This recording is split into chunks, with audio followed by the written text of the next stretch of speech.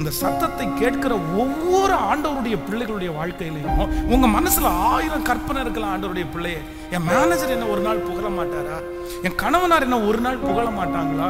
நான் ஒரு நாள் புகழ்ச்சியை தேடி வர மாட்டேனா?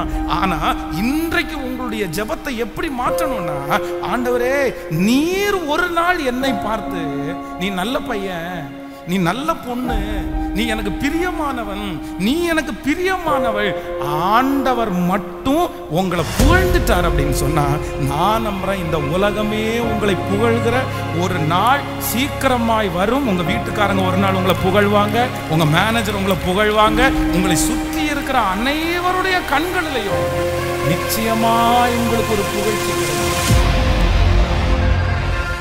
ஆண்டவருடைய சமூகத்திலே வார்த்தைக்காக ஆண்டவருடைய சமூகத்திலே காத்திருந்தேன். அப்போ என்னுடைய இருதயத்தில் இந்த நம்முடைய ஆண்டவரை குறித்து, அவர் தட்டி கொடுக்கிற ஆண்டவர் அப்படின்னா ரொம்ப என்கரேஜ் பண்ணுறவர் அப்படின்றதை நான் கண்டு கொண்டேன்.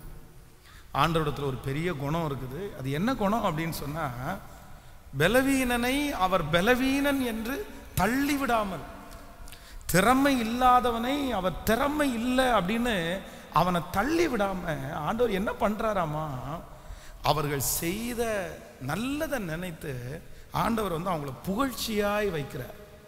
வேதம் சொல்லுகிறது, நான் உன்னை கீர்த்தியும் புகழ்ச்சியுமாய் வைக்கிறேன்.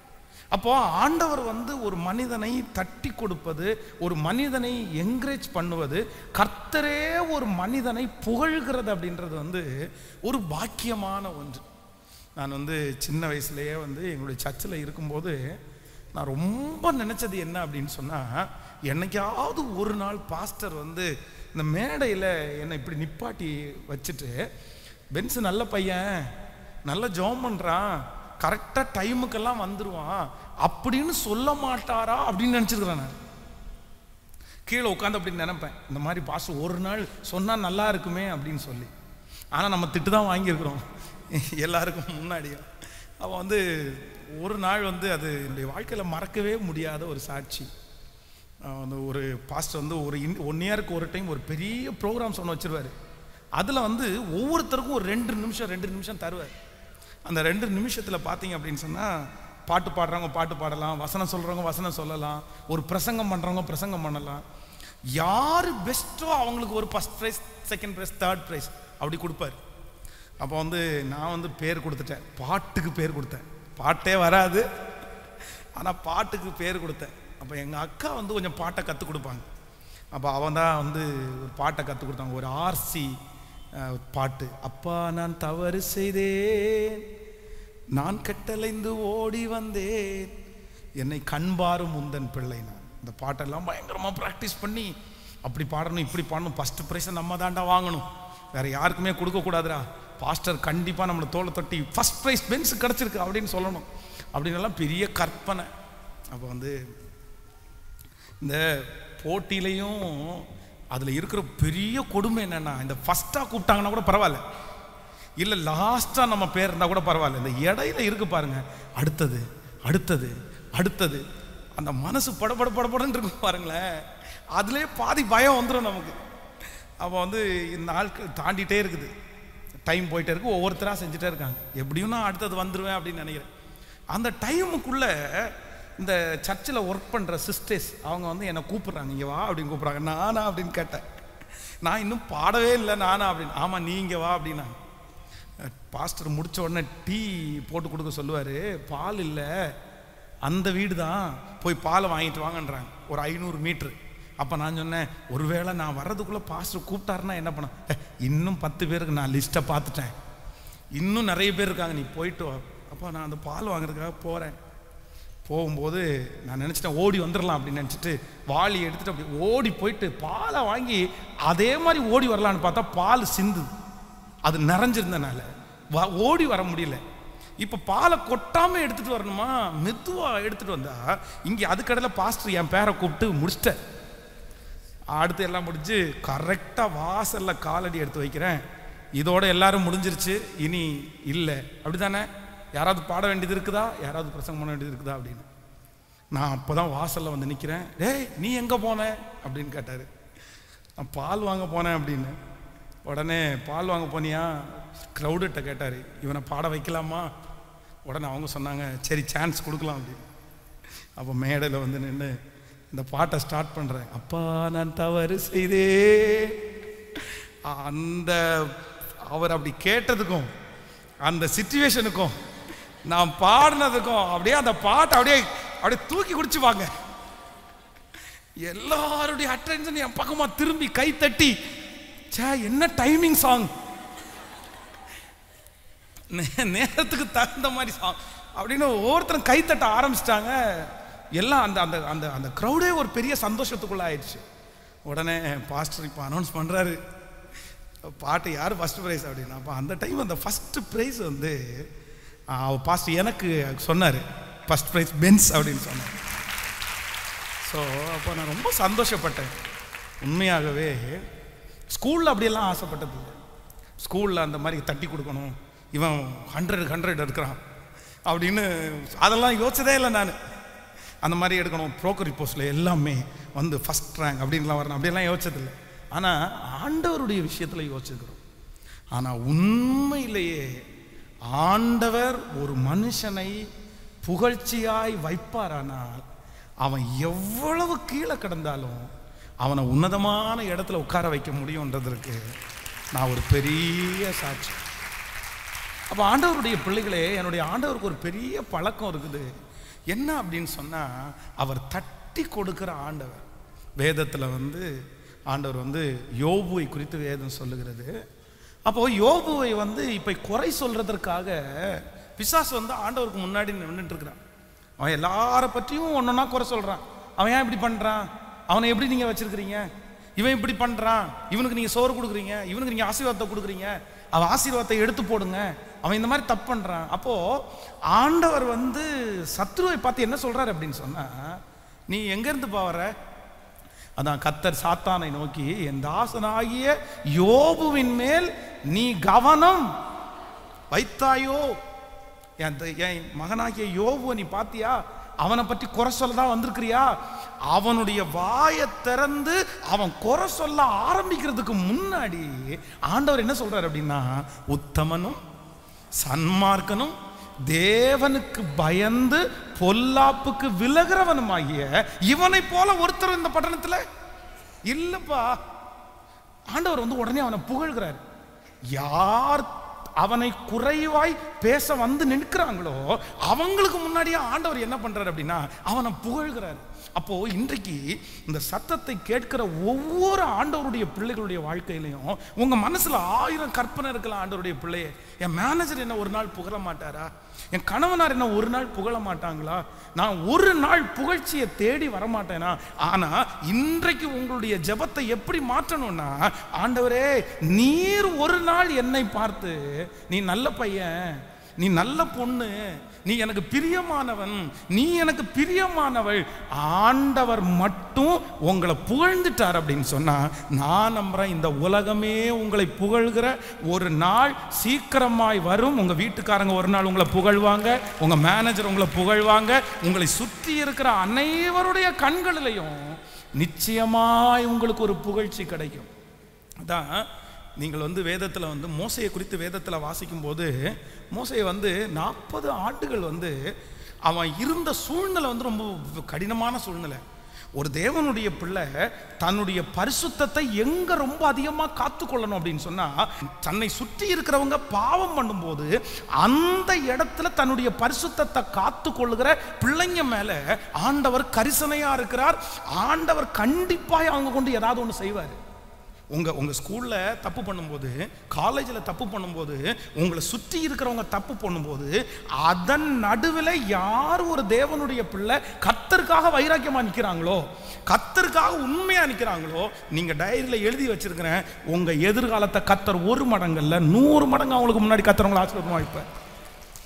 நீங்கள் வந்து சாமுவேலை குறித்து வேதம் சொல்லுது, சாமுவேலுக்கு முன்பாக ஏலியின் பிள்ளைகள் வந்து பேலியாளின் மக்களா இருக்கிறாங்க.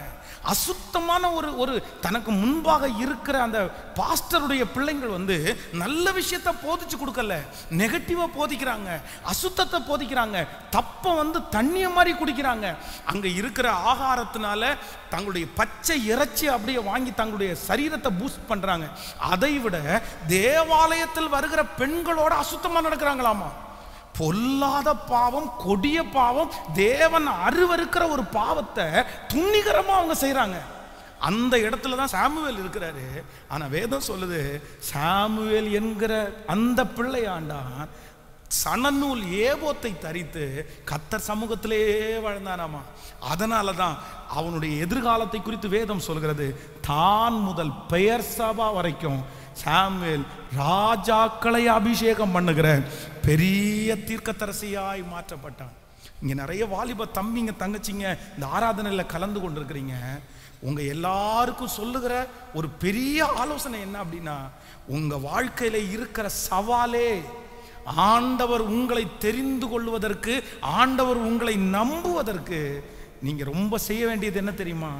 உங்களை சுற்றி இருக்கிற எல்லாருக்கும் முன்னாடியும் உங்களுக்கு ஒரு வித்தியாசம் வேணும் மகன், உனக்கு ஒரு வித்தியாசம் வேணும் மகா. அவங்க செய்யறது மாதிரி நீ செய்யாம நீ ஒரு ஸ்பெஷலா, ஏண்டி உனக்கு இதெல்லாம் வராதா அப்படின்னு உங்க ஃப்ரெண்ட்ஸ் கேட்குறாங்களா? ஏண்டா நீ இதெல்லாம் செய்ய மாட்டியா, உனக்கு இந்த ஒரு மாதிரி உணர்வே இல்லையாடா, ஏண்டா இந்த வயசுல இப்படி இருக்கிற அப்படின்னு கேட்குற அந்த வார்த்தை தான் உன் தலை மேல வைக்கிற பெரிய ரிவார்டு. அது தேவன் உன்னை முன்குறிப்பதற்கு உனக்கு ஆயத்தம் பண்ணிட்டாரு. உனக்கு முன்பாக வைக்கப்பட்டிருக்கிற அந்த எக்ஸாம்ல நீ பாஸ் பண்ணிட்ட. இந்த சத்தத்தை கேட்கிற ஒவ்வொரு பிள்ளைகளுக்கும் நான் ஜெபிக்கும் போது என்ன ஜெபிக்கிறேன்னா, உங்களை சுற்றி இருக்கிற ஃப்ரெண்ட்ஸு உன்னை பார்த்து நீ மட்டும் எப்படி இப்படி உன்னால இருக்க முடியுதுன்னு ஆச்சரியப்படணும், பிரமிக்கணும். உன்னை பார்த்து உன்னை மாதிரி ஒரு வாழ்க்கை வாழ்றதற்கு அவங்க ஏங்குற ஒரு நாளை கர்த்தர் தரணும். அந்த ஆசீர்வாதத்தை கர்த்தர் உன் தலை மேல, அதுதான் வெற்றி. நிறைய பேரண்ட்ஸ் ஏங்கணும், நிறைய பெற்றோர் உன்னை பார்த்து ஏங்கணும். அந்த மாதிரி ஒரு பிள்ளை எனக்கு கிடைக்காதா? நிறைய பேர் சொல்லணும், இந்த மாதிரி ஒரு பிள்ளை எனக்கு கிடைக்காதா? அதுதான் கர்த்தருடைய பிள்ளையினுடைய சவால். ஆமென். ஆனா இந்த 40 ஆண்டுகளில் தன்னை சுத்தி எல்லாமே இருக்கு, அவனுக்கு எல்லாமே இருக்குது. தன்னை சுத்தி பாவத்தை செய்யலாம், யாருமே கேட்க மாட்டாங்க. தண்ணி அடிக்கலாம், யாருமே கேட்க மாட்டாங்க. போதையில் படுத்து கிடக்கலாம், யாருமே கேட்க மாட்டாங்க. டைனிங் டேபிளில் இருக்கிற என்ன வேணாலும் சாப்பிடலாம், யாரும் கேட்க மாட்டாங்க. எந்த லேடியை வேணாலும் கூட்டிட்டு வரலாம், கேட்க மாட்டாங்க. ஏன்னா அவன் ராஜ அரண்மனையிலே இருக்கிறான். அங்க இருக்கிற நிறைய பேர் அப்படிதான் பண்ணிட்டு இருக்கிறாங்க. ஆனா மோசேயை குறித்து வேதம் சொல்கிறது, கர்த்தருடைய தாசனாகிய மோசே அநித்தியமான பாவ சந்தோஷங்களை அனுபவிக்கிறதை பார்க்கலாம் தேவ ஜனங்களோடு கஷ்டம்னாலும் பரவாயில்லன்னு அவன் அதை பெற்றுக்கொண்டான், அதற்காக ஆசைப்பட்டான். அதனால ஒரு நாள் ஆண்டவர் புகழ்கிறார், என் தாசனாகிய மோசையோ, நீங்க சொல்றது மாதிரி அவன் அப்படிப்பட்டவன் அல்ல, என் வீட்டில் எங்கும் உண்மையுள்ளவன், என் வீட்டில் எங்கும் உண்மையுள்ளவன். இந்த மாதத்துல இங்க இருக்கிற நிறைய வாலிப தம்பிங்களை தங்கச்சிங்களை ஆண்டவர் முதுகுல தட்டி கொடுத்து, நீ ரொம்ப நல்ல பிள்ளை என்ற பெயரை கர்த்தரிடத்துல வாங்கணும். எந்த இடத்துல உன்னுடைய பெயர் கெட்டு போனதோ, எந்த இடத்துல நீ மோசமானவன் என்று சித்தரிக்கப்பட்டாயோ, அதே இடத்துல கர்த்தர் உங்க கூட இருந்து நீங்க நல்லவங்க தான் நிறைய பேருக்கு நிரூபிக்கிற காலம் சீக்கிரமாய் ஆமென் சொல்லுங்க. கர்த்தர் வரட்டும். உங்களுடைய மேனேஜர் இடத்துல என் பிள்ளை நல்ல பிள்ளைன்னு நிரூபிக்கிற காலம் சீக்கிரமாய் வரட்டும். உங்கள் சொந்தக்காரங்களுக்கு முன்பாக என்னுடைய பிள்ளை நல்ல பிள்ளை என்கிறதை நிரூபிக்கிற காலம் சொல்லுங்க. கைகளை உயர்த்தி, ஆண்டவரே நான் நம்புகிறேன், இந்த வார்த்தை எனக்குரியது, இந்த வார்த்தை என் குடும்பத்திற்குரியது, எனக்கு ஒரு அபிஷேகத்தை கர்த்தர் தாரும். உம்முடைய கைகளிலே, உங்க வாயிலிருந்து நான் என்னத்தை கேட்கணும் அப்படின்னு சொன்னா, நீர் என்னை தட்டி கொடுக்கணும் ஆண்டவரே. ஆமென் சொல்லுங்க பார்க்கலாம். கர்த்தரால் புகழப்படுகிறவனே உத்தமன். யார் உத்தமனாமா சொல்லுங்க, சத்தமா சொல்லுங்க. அப்போ நீங்க யாரால புகழப்படணும்? யாரால புகழப்படணும்? தேவனால் புகழப்படணும். ஆண்டவர் உங்களை புகழணும், ஆண்டவர் உங்களை புகழணும். கர்த்தர் உங்களை புகழ ஆரம்பிச்சார்னா உண்மை அப்படிதான், எல்லாரும் புகழுகிற காலம் சீக்கிரமாய் வரும். ஆமேன். இந்த வசனத்தை நான் தியானித்து கொண்டிருக்கும் போது வேதத்திலே ஒரு 4 நபர்கள் அப்படின்னா ஆண்டவரே நேரடியாக வந்து நின்று அவங்களுடைய முதுக தட்டி, இவனை மாதிரி ஒருத்தனும் இல்லைப்பா, இவன் ரொம்ப நல்ல பையன்ப்பா, சரி எப்படி இவன் வாழ்க்கை அப்படின்னு அவர்களுடைய குணத்தை பார்த்து ஆச்சரியப்பட்டு கர்த்தர் தட்டி கொடுத்த 4 விதமான மனிதர்கள். இல்லை அப்படின்னா ஒரு 4 விதமான குணம் அப்படின்னு கூட நீ எழுதிக்கலாமே. நீங்க இந்த 4 விதமான குணம் உங்களுக்குள்ளே இருந்தானால் கண்டிப்பாக ஆண்டவர் உங்களை தட்டி கொடுப்பார், உங்களை கர்த்தர் புகழுவார் அப்படின்னு நம்ம வச்சுக்கலாம். நம்பர் 1, முதலாவதாக ஒரு வசனத்தை வாசிக்க போறோம். மத்தேயு எழுதின சுவிசேஷம் 25ஆம் அதிகாரத்தை எல்லாரும் எடுத்துக்கொள்ளுங்கள். மத்தேயு எழுதின சுவிசேஷம் 25ஆம் அதிகாரத்தில் 23வது வசனத்தை வாசிக்கலாமா? அவனுடைய எஜமான் அவனை நோக்கி, நல்லது உத்தமமும் உண்மையும் உள்ள ஊழியக்காரனே, கொஞ்சத்திலே உண்மையா இருந்தாய், உன்னை அநேகத்தின் மேல் அதிகாரியாய் வைப்பேன், உன் எஜமானனுடைய சந்தோஷத்துக்குள்ளே பிரவேசி. 24வது வசனத்தை வாசிக்கலாம். ஒரு தாளந்தை வாங்கினவன் ஆண்டவரே, நீ விதைக்காத இடத்தில் அறுக்கிறவரும் தெளிக்காத இடத்தில் சேர்க்கிறவருமான கடினம் உள்ள மனுஷன் என்று அறிவேன். ஆகையால் நான் பயந்து போய் உமது தாளந்தை நிலத்திலே புதைத்து வைக்கிறேன், இதோ உம்முடையதை வாங்கி கொள்ளும் என்றான். அவனுடைய எஜமான் பிரதி உத்தரமாக, பொல்லாதவனும் சோம்பலுமான ஊழியக்காரனே, நான் விதைக்காத இடத்தில் அறுக்கிறவர் என்றும் தெளிக்காத இடத்தில் சேர்க்கிறவர் என்றும் அறிந்திருக்கிறாயே, அப்படியானால் நீ என் பணத்தை காசுக்காரர் வசத்தில் போட்டிருக்க வேண்டியதாய் இருந்தது, அப்பொழுது நான் என்னுடையதை வட்டியோடு வாங்கி கொள்ளுவேனே என்று சொல்லி அவனிடத்தில் இருக்கிற தாளந்தை எடுத்து 10 தாளந்துள்ளவனுக்கு கொடுங்கள். கவனிங்க ஆண்டவருடைய பிள்ளைகளே, இந்த இடத்துல 3 நபர்கள் இருக்கிறார்கள். அதுல ஆண்டவர் என்ன பண்றார் அப்படின்னு சொன்னா, 2 பேரை கர்த்தர் தட்டி கொடுக்கிறார், 2 பேரை ஆண்டவர் என்கரேஜ் பண்றாரு. ஆனா ஒரே ஒருத்தரை என்ன பண்றாரு அப்படின்னு சொன்னா, இல்ல நீ பொல்லாத ஊழியக்காரன், நீ இந்த உலகத்துல எப்படி வாழ்ந்த அப்படின்னு கர்த்தர் அவனை கடிந்து கொள்ளுகிறதை நம்ம பார்க்கிறோம். ஏன் ஆண்டவர் என்கரேஜ் பண்ணாரு, ஏன் ஆண்டவர் தட்டி கொடுத்தாரு? இந்த சம்பவம் உங்களுக்கு தெரியும். இதுல எஜமானன் என்று குறிப்பிடப்படுகிறவர் ஆண்டவர். அப்போ ஆண்டவர் என்ன பண்றார் அப்படின்னா, சில மனிதனுடைய கையிலே கர்த்தர் திறமைகளை ஆண்டவர் கொடுக்கிறார். நீ கொஞ்சத்தில் உண்மையாய் இருந்தாய், நீ அநேகத்தின் மேல உன்னை நான் என்ன பண்ணுவேன்னா அதிகாரியாய் வைப்பேன். நம்பர் 1, முதலாவதாக ஆண்டவர் நம்மை தட்டி கொடுக்க வேண்டுமானால் ஒரு தேவனுடைய பிள்ளை எதுல உண்மையா இருக்கணும்னா, யார் கொஞ்சத்தில் உண்மையா இருக்கிறாங்களோ அவர்களை கர்த்தர் அநேகத்தின் மேல் அதிகாரியாய் வைப்பார். எத்தனை பேர் ஆமோதிக்கிறீங்க? கர்த்தர் உங்களுக்கு கொடுத்திருக்கிற அந்த கொஞ்சத்துல நீங்க என்னவா இருக்கணும்னு கர்த்தர் எதிர்பார்க்கிறார் அப்படின்னா உண்மையா இருக்கணும்னு எதிர்பார்க்கிறார். ஆனால் சிலருடைய எண்ணத்துக்கு இது வர்றதே இல்லை. அவங்க உண்மையா இருக்கவே மாட்டாங்க. எனக்கு பெரிய பொறுப்பை கொடுங்க, நான் நல்லா செய்யறேன். எனக்கு அந்த மாதிரி பொறுப்பை கொடுங்க, நான் நல்லா செய்யறேன். எனக்கு ஒரு 1 லட்சம் ரூபாய் இன்வெஸ்ட் பண்ணுங்க, நான் நல்லா பண்றேன். எனக்கு இப்படி ஒரு பெரிய ஷோவான ஒரு கடையை பண்ணி கொடுங்க, நான் அதை ஜெயிச்சு காமிக்கிறேன். இந்த மாதிரி கொடுத்தா, 4 பேர் உள்ளது கொடுத்தா, 2 பேர் உள்ளது கொடுத்தா. ஆனா நல்லா கவனிச்சுக்குங்க, ஆண்டவர் உங்களை தட்டி கொடுக்க வேண்டுமானால் உங்களிடத்துல என்ன எதிர்பார்க்கிறார் அப்படின்னு சொன்னா, மகனே மகளே, உன்னிடத்துல கொடுக்கப்பட்டிருக்கிற எதுல நீ உண்மையாயிரு அப்படின்னா கொஞ்சத்துல.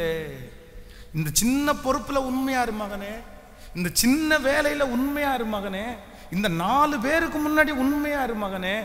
கர்த்தர் கவனிக்கிற கர்த்தர் சீக்கிரமாய் உங்களை எப்படி வைப்பாராமா, அநேகத்தின் மேல அதிகாரியாய் வைப்பார். கைகளை உயர்த்தி ஒரு ஹல்லேலூயா சொல்லலாம். ஆண்டவரிடத்துல அந்த தட்டி கொடுத்தல வாங்கணும்னு நீங்க நினைச்சிட்டீங்க அப்படின்னு சொன்னா, நீங்க ஒண்ணு நம்புங்க, ஆண்டவரிடத்துல கர்த்தாவே எனக்கு ஒரு கிருபையை தாரும், நான் எதுல உண்மையா இருக்கணும் அப்படின்னு சொன்னா கொஞ்சத்துல சின்னதுல எனக்கு கொடுக்கப்பட்டிருக்கிற இந்த குறைவான காரியத்துல ஒரு ஜெபந்தான் கொடுக்கப்பட்டிருக்கிறதா, அதை நான் நேர்த்தியா செய்கிறேன் ஆண்டவரே. எனக்கு இந்த பாத்திரம் விளக்குற வேலை தான் கொடுக்கப்பட்டிருக்குதா, அதை நான் நேர்த்தியா செய்கிறேன் ஆண்டவரே. நான் நம்புறேன், ஆண்டவர் உங்களுடைய பதவியை பார்க்கறது இல்லை, ஆனா கர்த்தர் உங்களுடைய இருதயத்தை கர்த்தர் பார்க்கிறார். விசுவாசிக்கிறீங்களா இல்லையா? அந்த கிருபை எத்தனை பேர் கேட்க போறீங்க? கைகளை உயர்த்தி ஆண்டவரிடத்துல கேளுங்க. எனக்கு ஒரு பாக்கியம் வேணும் ஆண்டவரே, ஆண்டவரே எனக்கு ஒரு கிருபை வேண்டும் ஆண்டவரே, நான் வளருவதற்கு, நீர் எனக்கு என்னை தட்டி கொடுப்பதற்கு, நான் கொஞ்சத்திலே முழு பலத்தோட சொல்லுங்க, ஆண்டவரே கொஞ்சத்திலே நான் உண்மையாயிருப்பதற்கு கர்த்தர் பலன் தாரும். ஹல்லேலூயா. கைகளை அசைத்து ஒரு ஹல்லேலூயா சொல்லலாம். சிலருக்கு இந்த கொஞ்சத்தை செய்யும் போது அதற்கு சரியான அங்கீகாரம் அவங்களுக்கு கிடைக்காத போது நிறைய பேருக்கு வெறுப்பு வருது. நான் எத்தனை நாள் தான் இதில் ஓடிட்டு இருப்பேன், நான் எத்தனை நாள் தான் இதிலேயே ஃபாலோ பண்ணுவேன். ஆனால் வேதம் சொல்கிறது, ஏற்ற காலத்தில் கர்த்தர் உங்களை உயர்த்தும்படிக்கு அவருடைய பலத்த கைக்குள். நான் நம்புறேன், இந்த ஜெபத்தில் இருக்கிற உங்களுடைய கொஞ்சத்தில் யாரெல்லாம் உண்மையா இருக்கிறீர்களோ, ஒரு நாள் கர்த்தர் உங்களை அநேகத்தின் மேலே கர்த்தர் அதிகாரியாய் நிறுத்துவார். நீங்க உண்மையா இருக்கிறது கர்த்தருக்கு தெரியும், நீங்க உண்மையாய் நடப்பது தேவனுக்கு தெரியும். பரலோகத்தின் தேவனாகிய கர்த்தர் இந்த கொஞ்ச பொறுப்புல நீங்க உண்மையா இருக்கிறதை, அதற்காக ஜீவனையோ நீங்க கொடுக்கிறதை, அதற்காக உங்களுடைய முழு முயற்சியை நீங்க பயன்படுத்துகிறதை கர்த்தர் கணக்கிலே வைத்திருக்கிறார். நான் நம்புகிறேன், நீங்கள் நிற்கிற, நீங்கள் வேலை செய்கிற, நீங்கள் பணிபுரிகிற அதே இடத்துல கர்த்தர் ஒரு நாள் உங்களை பெரிய பொறுப்புகளை கொடுத்து, ஆமேன் சொல்லுங்கள், பெரிய வசதிகளை கொடுத்து, கரங்களை தட்டும் போதே அது நடக்கிறது. நிறைய பேர் ஆண்டவர் உங்களை அங்கீகரிப்பார். கர்த்தர் அங்கீகரிச்ச அடுத்த நிமிஷத்தில் உங்க மேனேஜர் இந்த பொறுப்பை வைத்துக்கொள், இந்த பொறுப்பை வைத்துக்கொள் என்று உங்களை பார்த்து சொல்லுகிற ஒரு நாட்கள் வரும். ஹல்லேலூயா. நான் ஜெபிக்கிறேன், ஆண்டவரே நான் எதுல உண்மையா இருக்கணும் அப்படின்னு சொன்னா கொஞ்சத்துல உண்மையா இருக்கணும். ஆமேன்.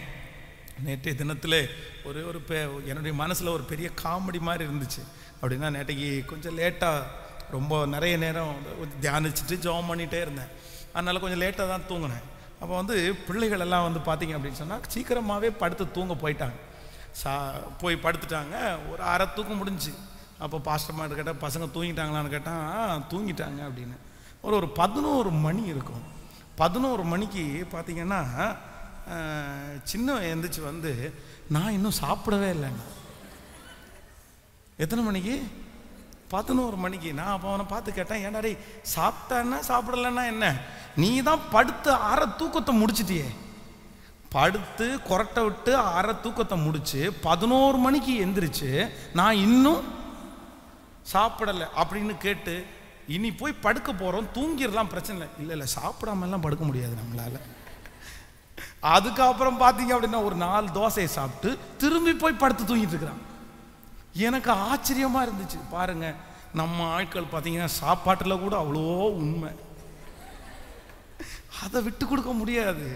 அந்த கொஞ்சத்தில் இன்னைக்கு டெய்லி தான் சாப்பிட்றோம், இந்த ஒரு நேரம் தூங்கினா கூட விழிச்சு எழும்பி எனக்குரிய பங்கை கொடுத்துருப்பா.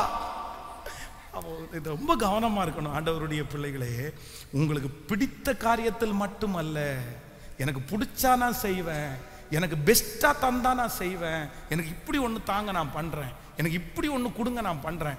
நிறைய பேருடைய மனசுல என்ன இருக்கு அப்படின்னு சொன்னா அது மட்டும்தான் இருக்கு. எங்க அம்மா என்ன நான் நினைச்சது மாதிரி என்னை படுக்க வைக்கல, நான் நினைச்ச அந்த கோர்ஸ் எனக்கு தரல, எனக்கு இது இப்படி தரல, நான் அதனால பெருசா சைன் பண்ண முடியாது, நான் அதனால பெருசா இது பண்ண மாட்டேன். இல்லவே இல்லை. கர்த்தர் உங்க கையிலே கொடுக்கிறது எதுவோ சில பிள்ளைகளுக்கு ரொம்ப கஷ்டம். என்ன கஷ்டம் இருக்கும் அப்படின்னு சொன்னா, நான் நினைச்சது மாதிரி படுக்க வைக்கிறேன். என்ன டாக்டர் படிக்க வைக்க சொன்னேன்ல, டாக்டர் படிக்க வைக்கிறதுக்கு என்ன ஈஸியா? குடும்பத்தில் மொத்த பேருடைய கிட்னி வித்தினாலும் பத்தாது இல்லை. அது நம்ம பிள்ளைங்க சில டைம் விளையாட்டா சொல்லிடுவாங்க, என்ன டாக்டர் படிக்க வைங்க, என்ன டாக்டர் ஒரு இன்னைக்கெல்லாம் ஒரு டாக்டரை படிக்க வைக்கணும்னா 1 கோடி ரூபாய் தேவை. அந்த அளவுக்கு வசதிகள் நமக்கு இருக்காது. கர்த்தர் ஏதோ ஒரு வழிகளை நம்ம தரலாம். அம்மா என்ன படிக்க வைக்கல, நான் வந்து டாக்டரா படிக்க வேண்டியவன், நான் என்ன இன்ஜினியரா படிக்க வேண்டிய, அன்னைக்கு மட்டும் என்ன படிக்க வச்சிருந்தாங்கன்னா நான் இந்த மாதிரி ஒரு வேலையில் வந்திருப்பேனா, நான் இந்த மாதிரி ஒன்று செய்வேனா? உண்மையிலே கர்த்தருடைய பிள்ளைகளே, அப்படி நினைக்கிற, அப்படி மனசு இருக்கிற நீங்க ஒரு நாளும் உங்க வாழ்க்கையில உயரவே முடியாது. ஆனால் ஆண்டவர் அந்த சூழ்நிலையில உங்களுக்கு எதை தர்றாரோ அதை மனரம்யமா ஏற்றுக்கொண்டு, கர்த்தர் எனக்கு இப்ப கொடுத்திருக்கிற இந்த கொஞ்சத்துல நான் உண்மையா இருப்பேன்னு நீங்க வாக்கு கொடுங்க. நான் நம்புறேன். நீங்க எழுதி வைங்க டைரியில, ஒரு நாள் கர்த்தர் உங்களை தட்டி கொடுத்து நீ கொஞ்சத்துல உண்மையா இருந்ததுனால மனிதர்கள் மறந்தாலும் கர்த்தர் உங்களை மறக்க மாட்டார். அதற்கு ஒரு உயர்வு உங்களை தேடி வரும். நன்றாய் கரங்களை தட்டி நீங்க உண்மையா இருந்ததனுடைய பலனை கர்த்தர் உங்களுக்கு தருவார். தராம போகவே மாட்டார். அவர் நீதி உள்ள நியாயாதிபதி என் கர்த்தர். பக்கத்தில் ஒரு 3 பேருடைய கரத்தை பிடிச்சி சொல்லுங்க, கர்த்தர் உங்களுக்கு கொடுத்த கொஞ்சத்துல நீங்க உண்மையா இருங்க. சொல்லுங்க, நீங்க உண்மையா இருங்க. நீங்க மனப்பூர்வமாய் அதை செய்யுங்கள். நீங்க முழு இருதயத்தோட அதை செய்யுங்க. அப்பா நீங்க என்ன பண்ணுவீங்கன்னா, ஆண்டவருடைய தட்டி கொடுத்தல நீங்கள் சீக்கிரத்திலே காண்பீர்கள். ஹல்லேலூயா. ஆரம்பத்தில் கர்த்தர் தட்டி கொடுக்கறது வந்து உங்களுடைய கண்ணுக்கு தெரியாது. ஆனால் வருஷம் தாண்ட பார்த்தீங்க அப்படின்னா ஆண்டவர் தட்டி கொடுக்கறத உங்கள் கண்கள் அப்படியே காணும். ஹல்லேலூயா. நான் ஒரு ஒரு ஒரு விஷயம் நான் உணர்றேன். இல்லைன்னா நான் வந்து அதுக்காக விசுவாசிக்கிறேன். இந்த சத்தத்தை கேட்குற உங்கள் ஒவ்வொருத்தருடைய வாழ்க்கையிலையும் ஆண்டவர் என்ன பண்ணணும்னா உங்களை தட்டி கொடுக்குற ஒரு நாள் கர்த்தர் கொண்டு வருவாராக. ஆமென். நான் அதை ஃபீல் பண்ணுறேன். நான் அதை உணர்றேன். ஒரு நாள் கூட என்னுடைய தாயோ தகப்பனோ என்னை பார்த்து தட்டி கொடுத்து என்கரேஜ் பண்ணுற அளவுக்கு அவங்களுக்கு ஞானம் இல்லை. அவங்க தட்டி கொடுக்கலன்னு அவங்கள குற்றப்படுத்தலை. அந்த மாதிரி ஒரு ஞானம் கூட எங்கள் தாய் தகப்பனுக்கு இல்லை. ஐயோ பிள்ளை இந்த மாதிரி நல்லா செஞ்சான், அதை சொன்னால் வந்து என் பிள்ளை வந்து சந்தோஷப்படுவான்னு கூட எங்கள் அம்மா அப்பாவுக்கு தெரில. ஆனால் ஆண்டவர் எவ்வளோ பெரியவர் இல்லை, கர்த்தர் எவ்வளோ பெரியவர் இல்லை. ஆமேன்னு சொல்லுங்கள் பார்க்கலாம். ஹல்லேலூயா. ஃபஸ்ட்டு என்னுடைய வாழ்க்கையினுடைய உயர்வுக்கு எங்கள் தாயார் கொடுத்தது 3 ரூபாய், 3 rupees, 3 ரூபாய். அந்த 3 ரூபாய் ஏதாவது பிஸ்னஸ் பண்ணணுமா, எனக்கு நான் ஏதாவது பண்ணுறேன், நீங்கள் கொடுத்தீங்கன்னா ஏதாவது செய்வேன் அப்படின்னு சொல்லும்போது எங்கள் அம்மா 3 ரூபாய் கொடுத்தாங்க. அப்போ அந்த 3 ரூபாவை கையில் வச்சுட்டு ஒரு சாக்கு பையை எடுத்து, அந்த நாட்களில் வந்து எங்களுடைய ஊரில் இந்த பழைய பிளாஸ்டிக் பொருட்கள் எல்லாம் இன்றைக்கெல்லாம் பார்த்தீங்கன்னா புது பொருளை வச்சுட்டு பழைய பொருளை கொடுத்து புது பொருள் கொடுத்துட்றாங்க. அது ஒரு வேலை, அது ஒரு தொழில் மாதிரி இருக்குது.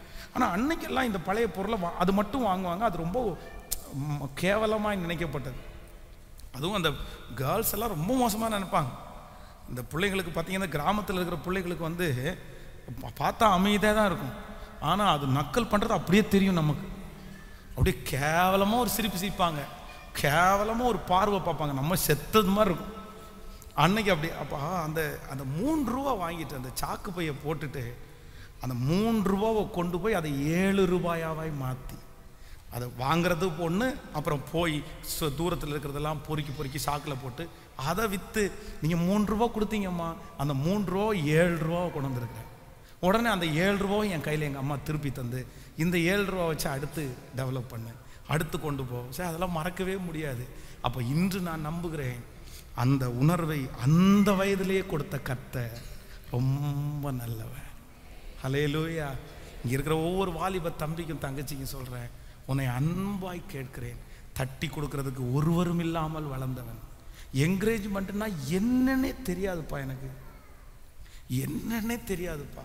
நீ நல்லா இருக்கிற அப்படின்ற ஒரு வார்த்தையை என் காதுகளில் கேட்டதே இல்லைப்பா.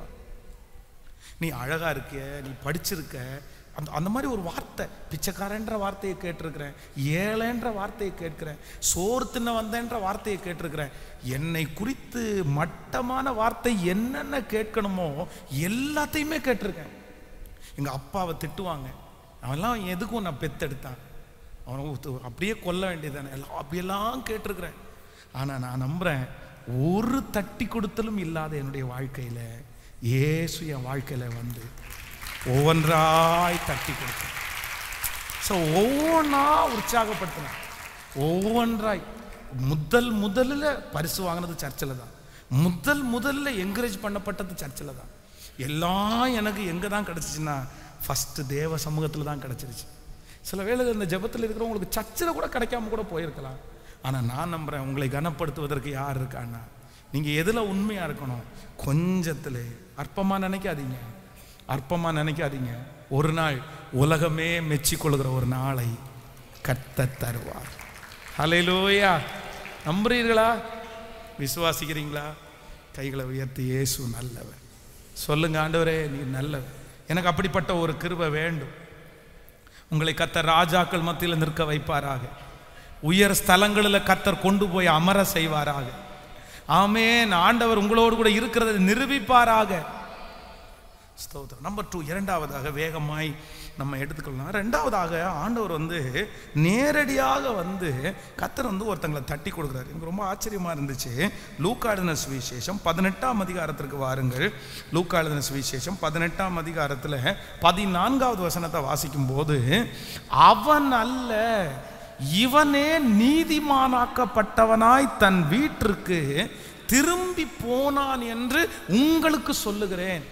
ஏனெனில் தன்னை உயர்த்துகிற எவனும் தாழ்த்தப்படுகிறான், தன்னை தாழ்த்துகிற எவனும் உயர்த்தப்படுகிறான். போதும் ஆண்டவருடைய பிள்ளைகளே, கவனிங்க.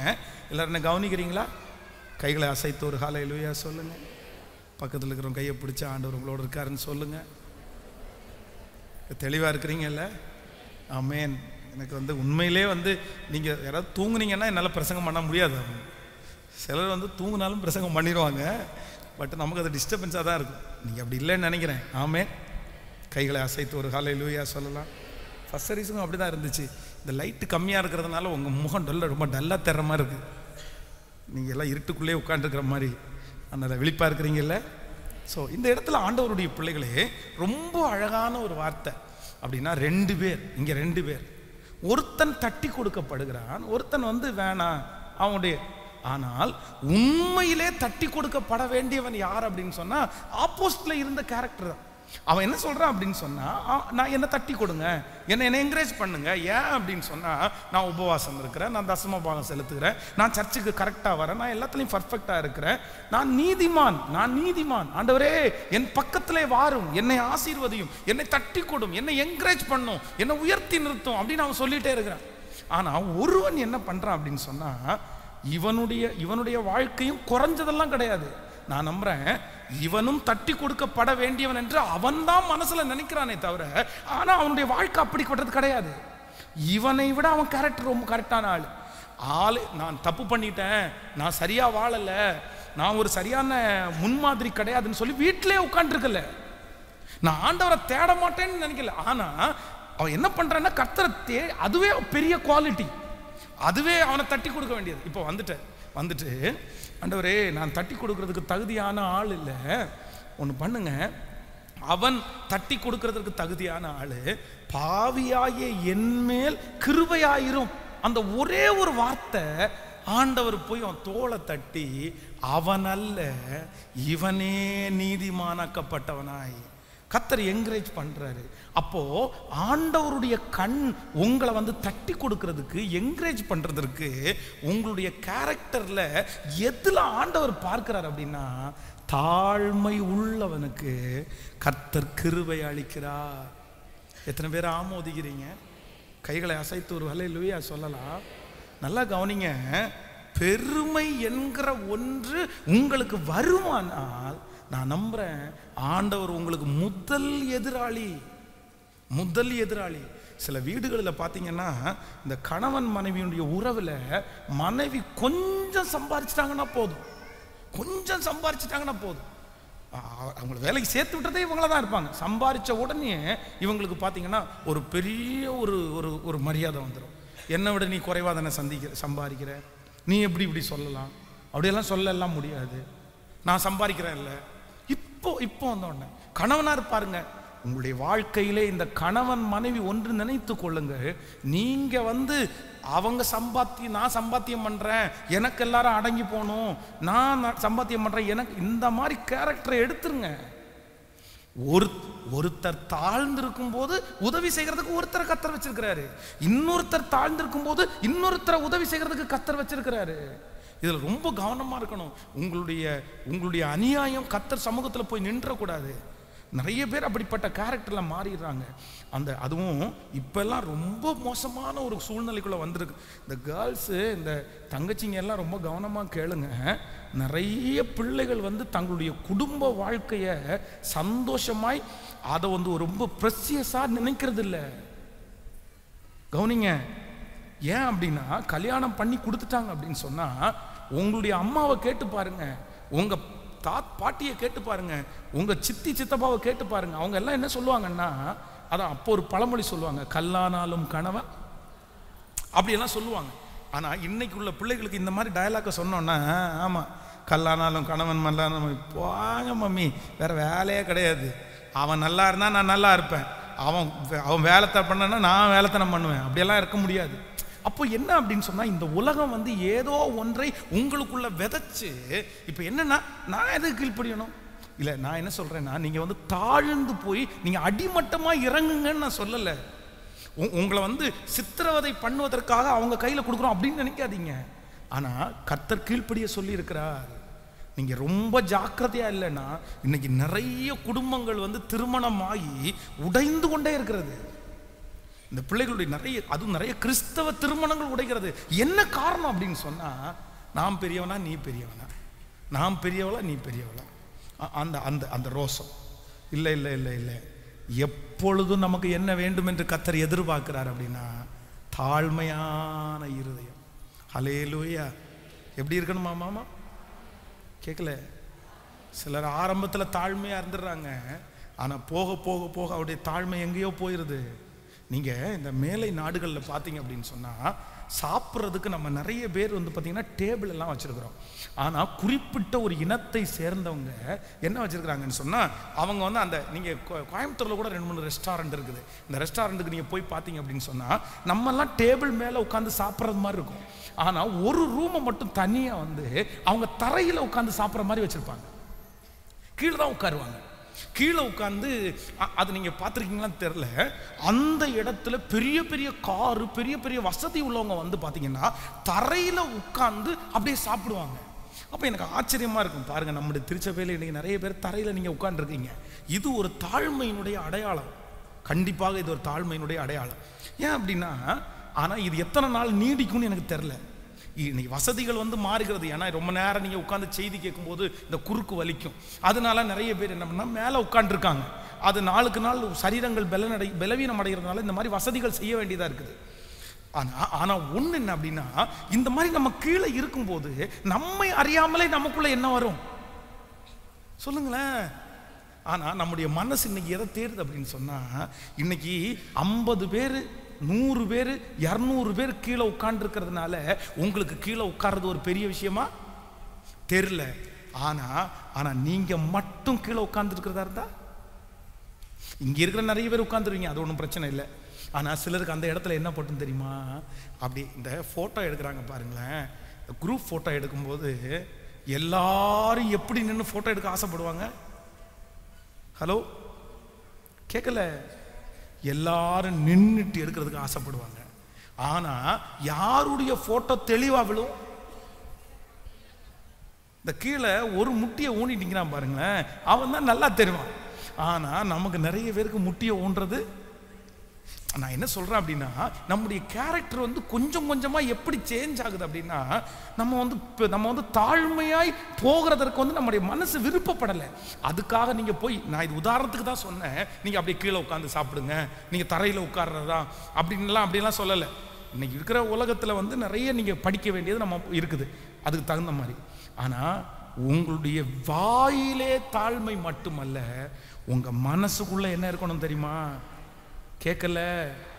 பக்கத்துல கையை பிடிச்சு சொல்லுங்க, மனசுல தாழ்மை இருக்கணும். அப்படி குனிஞ்ச போஸ்டர் பிரதர் அப்படின்னு விட்டா அப்படியே தரையில் குனிஞ்சிடுவாங்க போல தெரியும். என்ன தாழ்மை சிஸ்டர், என்ன தாழ்மை பிரதர், அப்படி வீட்டில் போய் பார்த்தா தான் தெரியும். அப்படி என்னையா, என்ன அப்பாட்ட சொல்லவா இல்லை தம்பிகிட்ட சொல்லவா, கூப்பிடவா யாரையாவது ஒருத்தரை, எங்கள் அப்பா நாட்டாம தெரியும்ல, எங்கள் அப்பா போலீஸ்காரர் தெரியும்ல. அப்போ உள்ளத்துக்குள்ள என்ன இருக்குது, இருதயத்துக்குள்ள பெருமை இருக்குது, ஆனா வெளித்தோட்டத்துக்கு என்ன பார்க்கறது, அப்படியே தாழ்மையா. நான் சொல்றேன், யார்கிட்ட நடிக்கிறீங்க நீங்க? யார்கிட்ட நடிக்க முடியும்? ஆண்டவர் முகத்தை பார்க்கல, எதை தான் பார்க்கிறாரு? கண்டுபிடிச்சிருவாரு நீ பெருமை உள்ள ஆளுன்னு, ஈஸியா கண்டுபிடிச்சிருவாரு. கர்த்தருக்கு அது பிரியம் இல்ல. நான் எப்படி, நான் அப்படி இல்லை இல்லை. உங்களுடைய சில நேரத்திலே உங்களுடைய பேச்சு ஒருவேளை உங்களை பெருமையா பேசுற மாதிரி காமிச்சுக்கலாம். சிலர் அப்படிதான் நினைப்பாங்க. அந்த பேசும்போது பார்த்தீங்க அப்படின்னா அவங்க வந்து அவங்களுடைய சாட்சி மாதிரி பெருசா பேசுவாங்க. ஆனா சிலருடைய பார்வைக்கும் பெருமை பீத்துறாங்க அப்படின்னு தான் சொல்லுவாங்க. ஆனா உண்மையிலேயே அவங்க மனசு எப்படி இருக்கும், அவங்களுடைய வே ஆஃப் அந்த டாக்கிங் வேணா அப்படி இருக்கலாமே தவிர மனசுக்குள்ள அவங்களுக்கு தாழ்மை இருக்கும். அப்போ அதை பார்த்த உடனே பெருமை பிடிச்ச ஆள் நம்ம சொல்ல முடியாது. சிலருக்கு பார்த்தீங்க அப்படின்னா பௌயமா உள்ள பேசுவாங்க, வெளியே பேசுவாங்க, ஆனா மனசு ஃபுல்லா என்ன இருக்கும். ஆனா நீங்க செக் பண்ணுங்க, உண்மையா மனசளவுக்கு நீங்க தாழ்மை உள்ளவர்களா? உங்களுக்கு ஒரு பெருமையும் வர்றது இல்லையா? சொல்லுங்க, ஒரு பெருமையும் வர்றது இல்லையா? இல்ல, ஆண்டவர் இங்க ஒருத்தரை தட்டி கொடுக்கிறாரு. யார தெரியுமா? அவன் அல்ல, தன்னை தாழ்த்துகிற எவனும். சொல்லுங்க சத்தமா, கையை உயர்த்தி சொல்லுங்க, சாகிற வரைக்கும் எனக்கு பெருமை மட்டும் வந்துடவே கூடாது ஆண்டவர். இல்ல, நல்ல சத்தமா சொல்லுங்க ஆண்டவருடைய பிள்ளைகளை. சொல்லுங்க, எல்லாரும் சொல்லுங்க, ஆண்டவர் எனக்கு பெருமை மட்டும் வந்துடக்கூடாது. முழு பலத்தோட சொல்லுங்க, எனக்கு பெருமை மட்டும் வந்துடக்கூடாது ஆண்டவரே. நான் பெருமை பற்றவே கூடாது ஆண்டவரே. எப்பொழுதும் நான் என்னவா இருக்கணும்னா, பரவாயில்ல என்னை குட்டுறவங்க குட்டட்டும், திட்டுறவங்க திட்டட்டும், ஆனா நான் என்னை தாழ்த்த தாழ்த்த தாழ்த்த லட்சங்களுக்கு முன்பாக ஆண்டவர் என்ன பண்ணுவார் அப்படின்னா பெருமைப்படுத்தி கொண்டே இருப்பார். ஹல்லேலூயா. உங்களுக்கு ஒரு எச்சரிப்பின் செய்தியை சொல்றேன், ஒரு எச்சரிப்பின் செய்தியை சொல்றேன். எனக்கிட்ட சம்பளம் வருது, எனக்கிட்ட பதவி இருக்குது. இந்த பதவி இந்த சம்பளம் வந்ததுனால நான் யாரையும் கேட்க மாட்டேன், நான் யாருக்கும் கீழ்ப்படிய மாட்டேன், எனக்கு யாருமே வேண்டாம் அப்படின்னு நினைக்கிற கேரக்டர் உங்களுக்குள்ள இருந்துச்சுன்னா ஒரு நாள் எந்த உதவியும் இல்லாம உங்க பணத்தை நம்பின ஒரே காரணத்திற்காக, உங்க சரீரத்தை நம்பின ஒரே காரணத்திற்காக நீங்க யாருமே இல்லாத நிற்கதியாய் நிற்கிற ஒரு நாள் வந்துடும். பாஸ்டர் இப்படி சொல்றாரேன்னு வருத்தப்படாதீங்க, என் கண்ணால பார்த்ததை சொல்றேன் தேவ பிள்ளையே, கண்ணால பார்த்தது, அப்படியே நேருக்கு நேர் பார்த்துருக்கிறேன். கணவனை துச்சமாய் நினைத்து ஒரு கவர்மெண்ட் ஜாப் ஒரு பிள்ளைக்கு கிடைச்சிருச்சு, அவ்வளவுதான். யாரையும் மதிக்கிறது இல்லை, யாரையும். என்னை விட நீ தானே சம்பளம் கம்மியா வாங்குற, பொறுத்து பொறுத்து பார்த்தாரு, அவரால் முடியல. இப்போ வந்து அவர்கிட்ட சொல்லாம அந்த வீட்டில் இருக்கிற மொத்த பொருளையும் பேக் பண்ணி எல்லாத்தையும் எடுத்துட்டு போயாச்சு. தனி ஒரு இடத்துல அந்த மனுஷன் அழுக, அவங்க அப்பா அவங்க அம்மா நீ வாப்பா நீ வாப்பா, எங்கேயுமே ஆறுதலுக்கு போக முடியல. ஆனா அந்த அந்த அந்த சூழ்நிலை ரொம்ப நாள் நீடிக்கல. மனைவி அழகா இல்லை, கணவன் அழகா இல்லை. இதெல்லாம் வந்து 2 வருஷம் 1 வருஷம் ஓடும் ஆண்டவருடைய பிள்ளையே, ரொம்ப நாள் ஓடாது. ரொம்ப கவனமா இருக்கணும். எது வந்தாலும் நான் எப்படி இருக்கணும்னா நான் நானாகவே இருக்கக்கூடிய கிருபை தான். ஹல்லேலூயா. கையை அசைத்து ஒரு ஹல்லேலூயா. சிலருக்கு கொஞ்சம் இந்த முகம் பளபளன்னு வெள்ளையாக வேண்டாம். நான் வெள்ளையா இருக்கேன், எனக்காக எல்லாரும் கீவில் வந்து லைனா நிற்கணும். என் பிள்ளை அவங்க கேட்டான், என் பிள்ளை இவங்க கேட்டான், என் பிள்ளை இவங்க கேட்டாங்க, டாக்டர் கேட்டான், இன்ஜினியர் கேட்டான். கல்யாணமாகி 10 வருஷம் தாண்டி சொல்கிற வார்த்தை அப்படி தான். எனக்கு அப்போவே ஒருத்தர் வந்து கேட்டார், அவர் இன்னைக்கு பாருங்க, அவர் கேட்டார், எங்கள் அம்மா கொடுக்க வேணான்னு நினச்சி இந்த குரங்கு கையில் பிடிச்சி கொடுத்துட்டாங்க. இது என்ன பேச்சு? இவர் பெரிய அழகியாமா, இல்லை இவர் பெரிய அழகனாமா, இவங்க ரொம்ப அப்படியே. அப்போ தன்மேல் நம்பிக்கை வந்தது பாருங்களேன். என் அழகுக்கு யார் வேணாலும் வருவாங்க, என் அழகுக்கு யார் வேணாலும் கல்யாணம் பண்ணுவாங்க. இது என்ன பிள்ளை பேச்சு? அப்படி எப்படி அழகு கல்யாணம் பண்ற வாழ்க்கைலாம் சரியா இருக்கும்னு நினைக்கிறேன்? நீ அழகை எத்தனை நாளைக்கு பார்த்தா அதுக்கு தகுந்த மாதிரி வாழ்வாங்கன்னு நினைக்கிறீங்க? அழகெல்லாம் மாயை, ஒரு நாள் போகும். எப்பேற்பட்ட உங்க அழகை பார்த்து உங்களை நேசிக்கிறவங்க வந்து எழுதி வைங்க, 9 மாசம் தான், 9 months தான் டைம். அதுக்கு மேல அவங்களுடைய அன்புல மாற்றம் வரும்.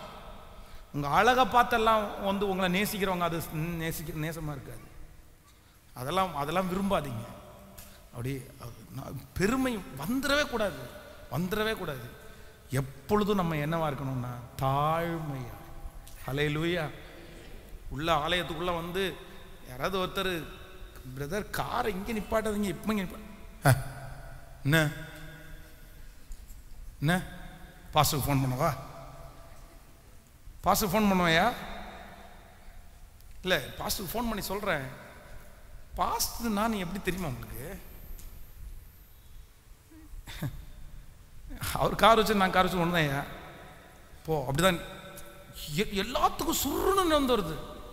இந்த கோபம் எதனால வருது அப்படின்னு சொன்னா, நான் என்னவா நினைக்கிறேன், என்ன பக்கத்தில் கையை பிடிச்சு சொல்லுங்க, மூக்கு மேல கோபம் வர்றது நான் என்ன பெரிய ஆளா நினைக்கிறதுனால.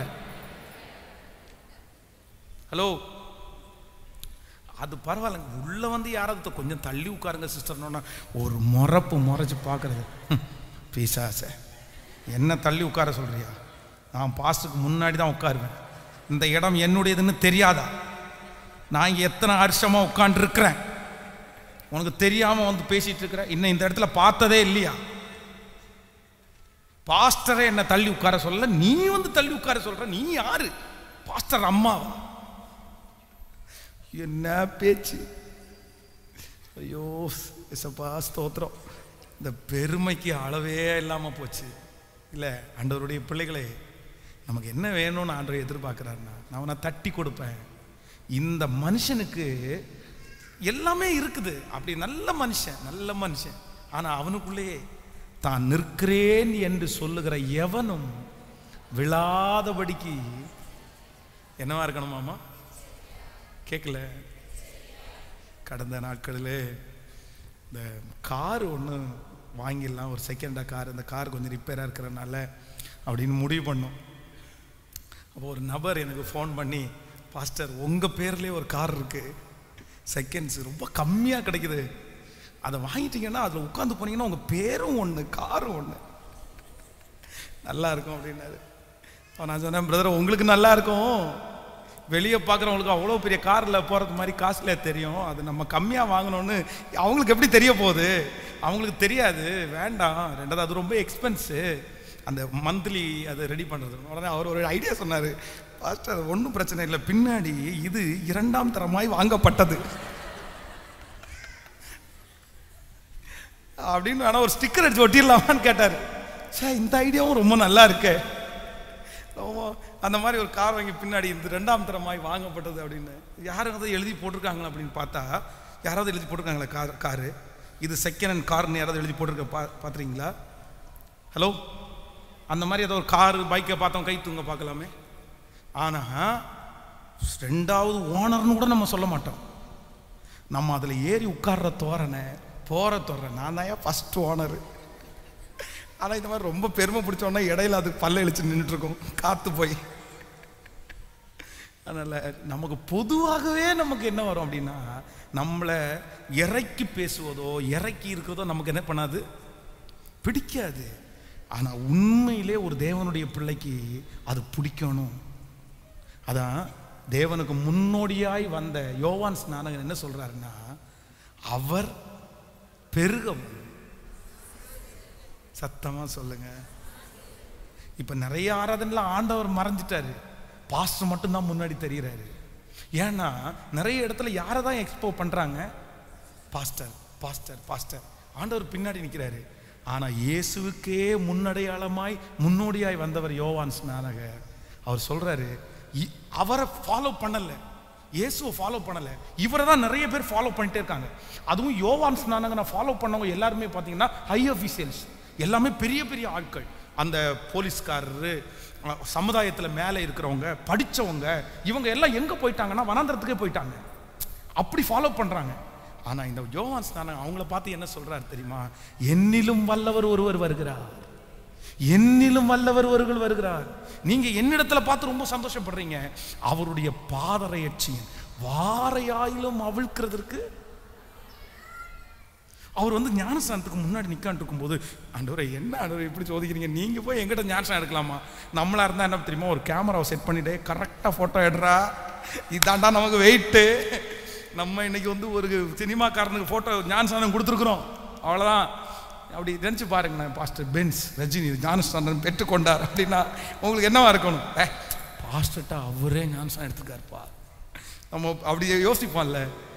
அவர் அன்னைக்கு அப்படிதான் பண்ணியிருக்கலாம்.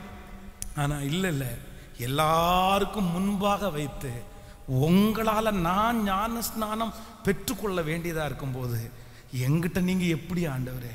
உடனே ஆண்டவர் சொல்கிறாரு, இது எல்லா நீதிக்கும் உட்பட்டு இருக்கிறது, இப்போதைக்கு இதை நீ என்ன பண்ணு, நிறைவேற்று, விட்டுரு. அப்படியே ஜனங்களை எல்லாம் அவருக்கு நேராக டைவர்ட் பண்ணிட்டு அப்படியே மறைஞ்சிட்டான் பாருங்க. அந்த யோவான் ஸ்நானனுடைய தாழ்மையை பாருங்க. அப்படியே மறைஞ்சு என்னதான் இருந்தாலும் வாழ்ற போது கூட அப்படி வாழலாம், ஆனால் மறிக்கும் போது துஷ்டனை மாதிரி மறிக்கிறதுக்கு யாருமே ஒப்பு கொடுக்க மாட்டாங்க. ஆனால் யோவான் ஸ்நானகனை எப்படி கொன்னாங்க? ஒரு சின்ன பொண்ணு டான்ஸ் ஆடுது, அந்த டான்ஸ் ஆடணும்னா அவன் கேட்குறான், அவனுக்கு என்ன வேணும்னு கேட்கும்போது யோவான் ஸ்நானனுடைய, நான் சொல்றேன், நீங்க ஏன் கர்த்தர் எப்படி இப்படி அனுமதிச்சாரு? நீங்களா இருந்தா விட்டுருவீங்களா? நம்மளா இருந்தா விட்டுருவோமா? என்னன்றவரை நினைச்சிட்டு இருக்கிறீங்க? ஆனா நான் சொல்றேன், அந்த யோவான் ஒரு வார்த்தை கூட ஆண்டவர்கிட்ட கேட்காம, நான் எப்படி அப்படின்னா அப்படியே வான பரியந்தம் பெரிய ஆளா ஜனங்களுக்கு முன்னாடி பெரிய ஹீரோவா தெரிஞ்சவன் மரணத்துல இப்ப எப்படி தெரியுறான் தெரியுமா? ஒரு கோழையை விட சமமா தெரியுறான். ஒரு ஒரு ஒரு துஷ்டனை போல ஒரு ஒரு இப்படிப்பட்ட ஒரு மரணம் வரலாமா? இப்படிப்பட்ட ஒரு மரணமே அந்த மாதிரி ஒரு ஒரு அப்படியே மட்டமா இறங்கிட்டான். எப்படி இருக்கும் அவங்கள பார்க்குறவங்களுக்கு? நம்மளா இருந்தா ஏற்றுக்கொள்ளவே மாட்டோம். ஆனா யோவான் ஸ்நானகன், ஐ எம் ரெடி, நீர் பெருகவும். சத்தமா சொல்லுங்க. இப்போ உங்களை யோவான் ஸ்நானகனோட ஒப்பிட்டு பாருங்க சிஸ்டர், பிரதர். யோவான் ஸ்நானகனோட ஒப்பிட்டு பாருங்க பிரதர். உங்க தாழ்மை எப்படி இருக்குன்னு செக் பண்ணுங்க பிரதர், செக் பண்ணுங்க சிஸ்டர். எது வந்தாலும் நம்ம ஆடிடக்கூடாதுப்பா. எது வந்தாலும் எல்லாம் நம்மகிட்ட எல்லா நாளும் இருக்காது.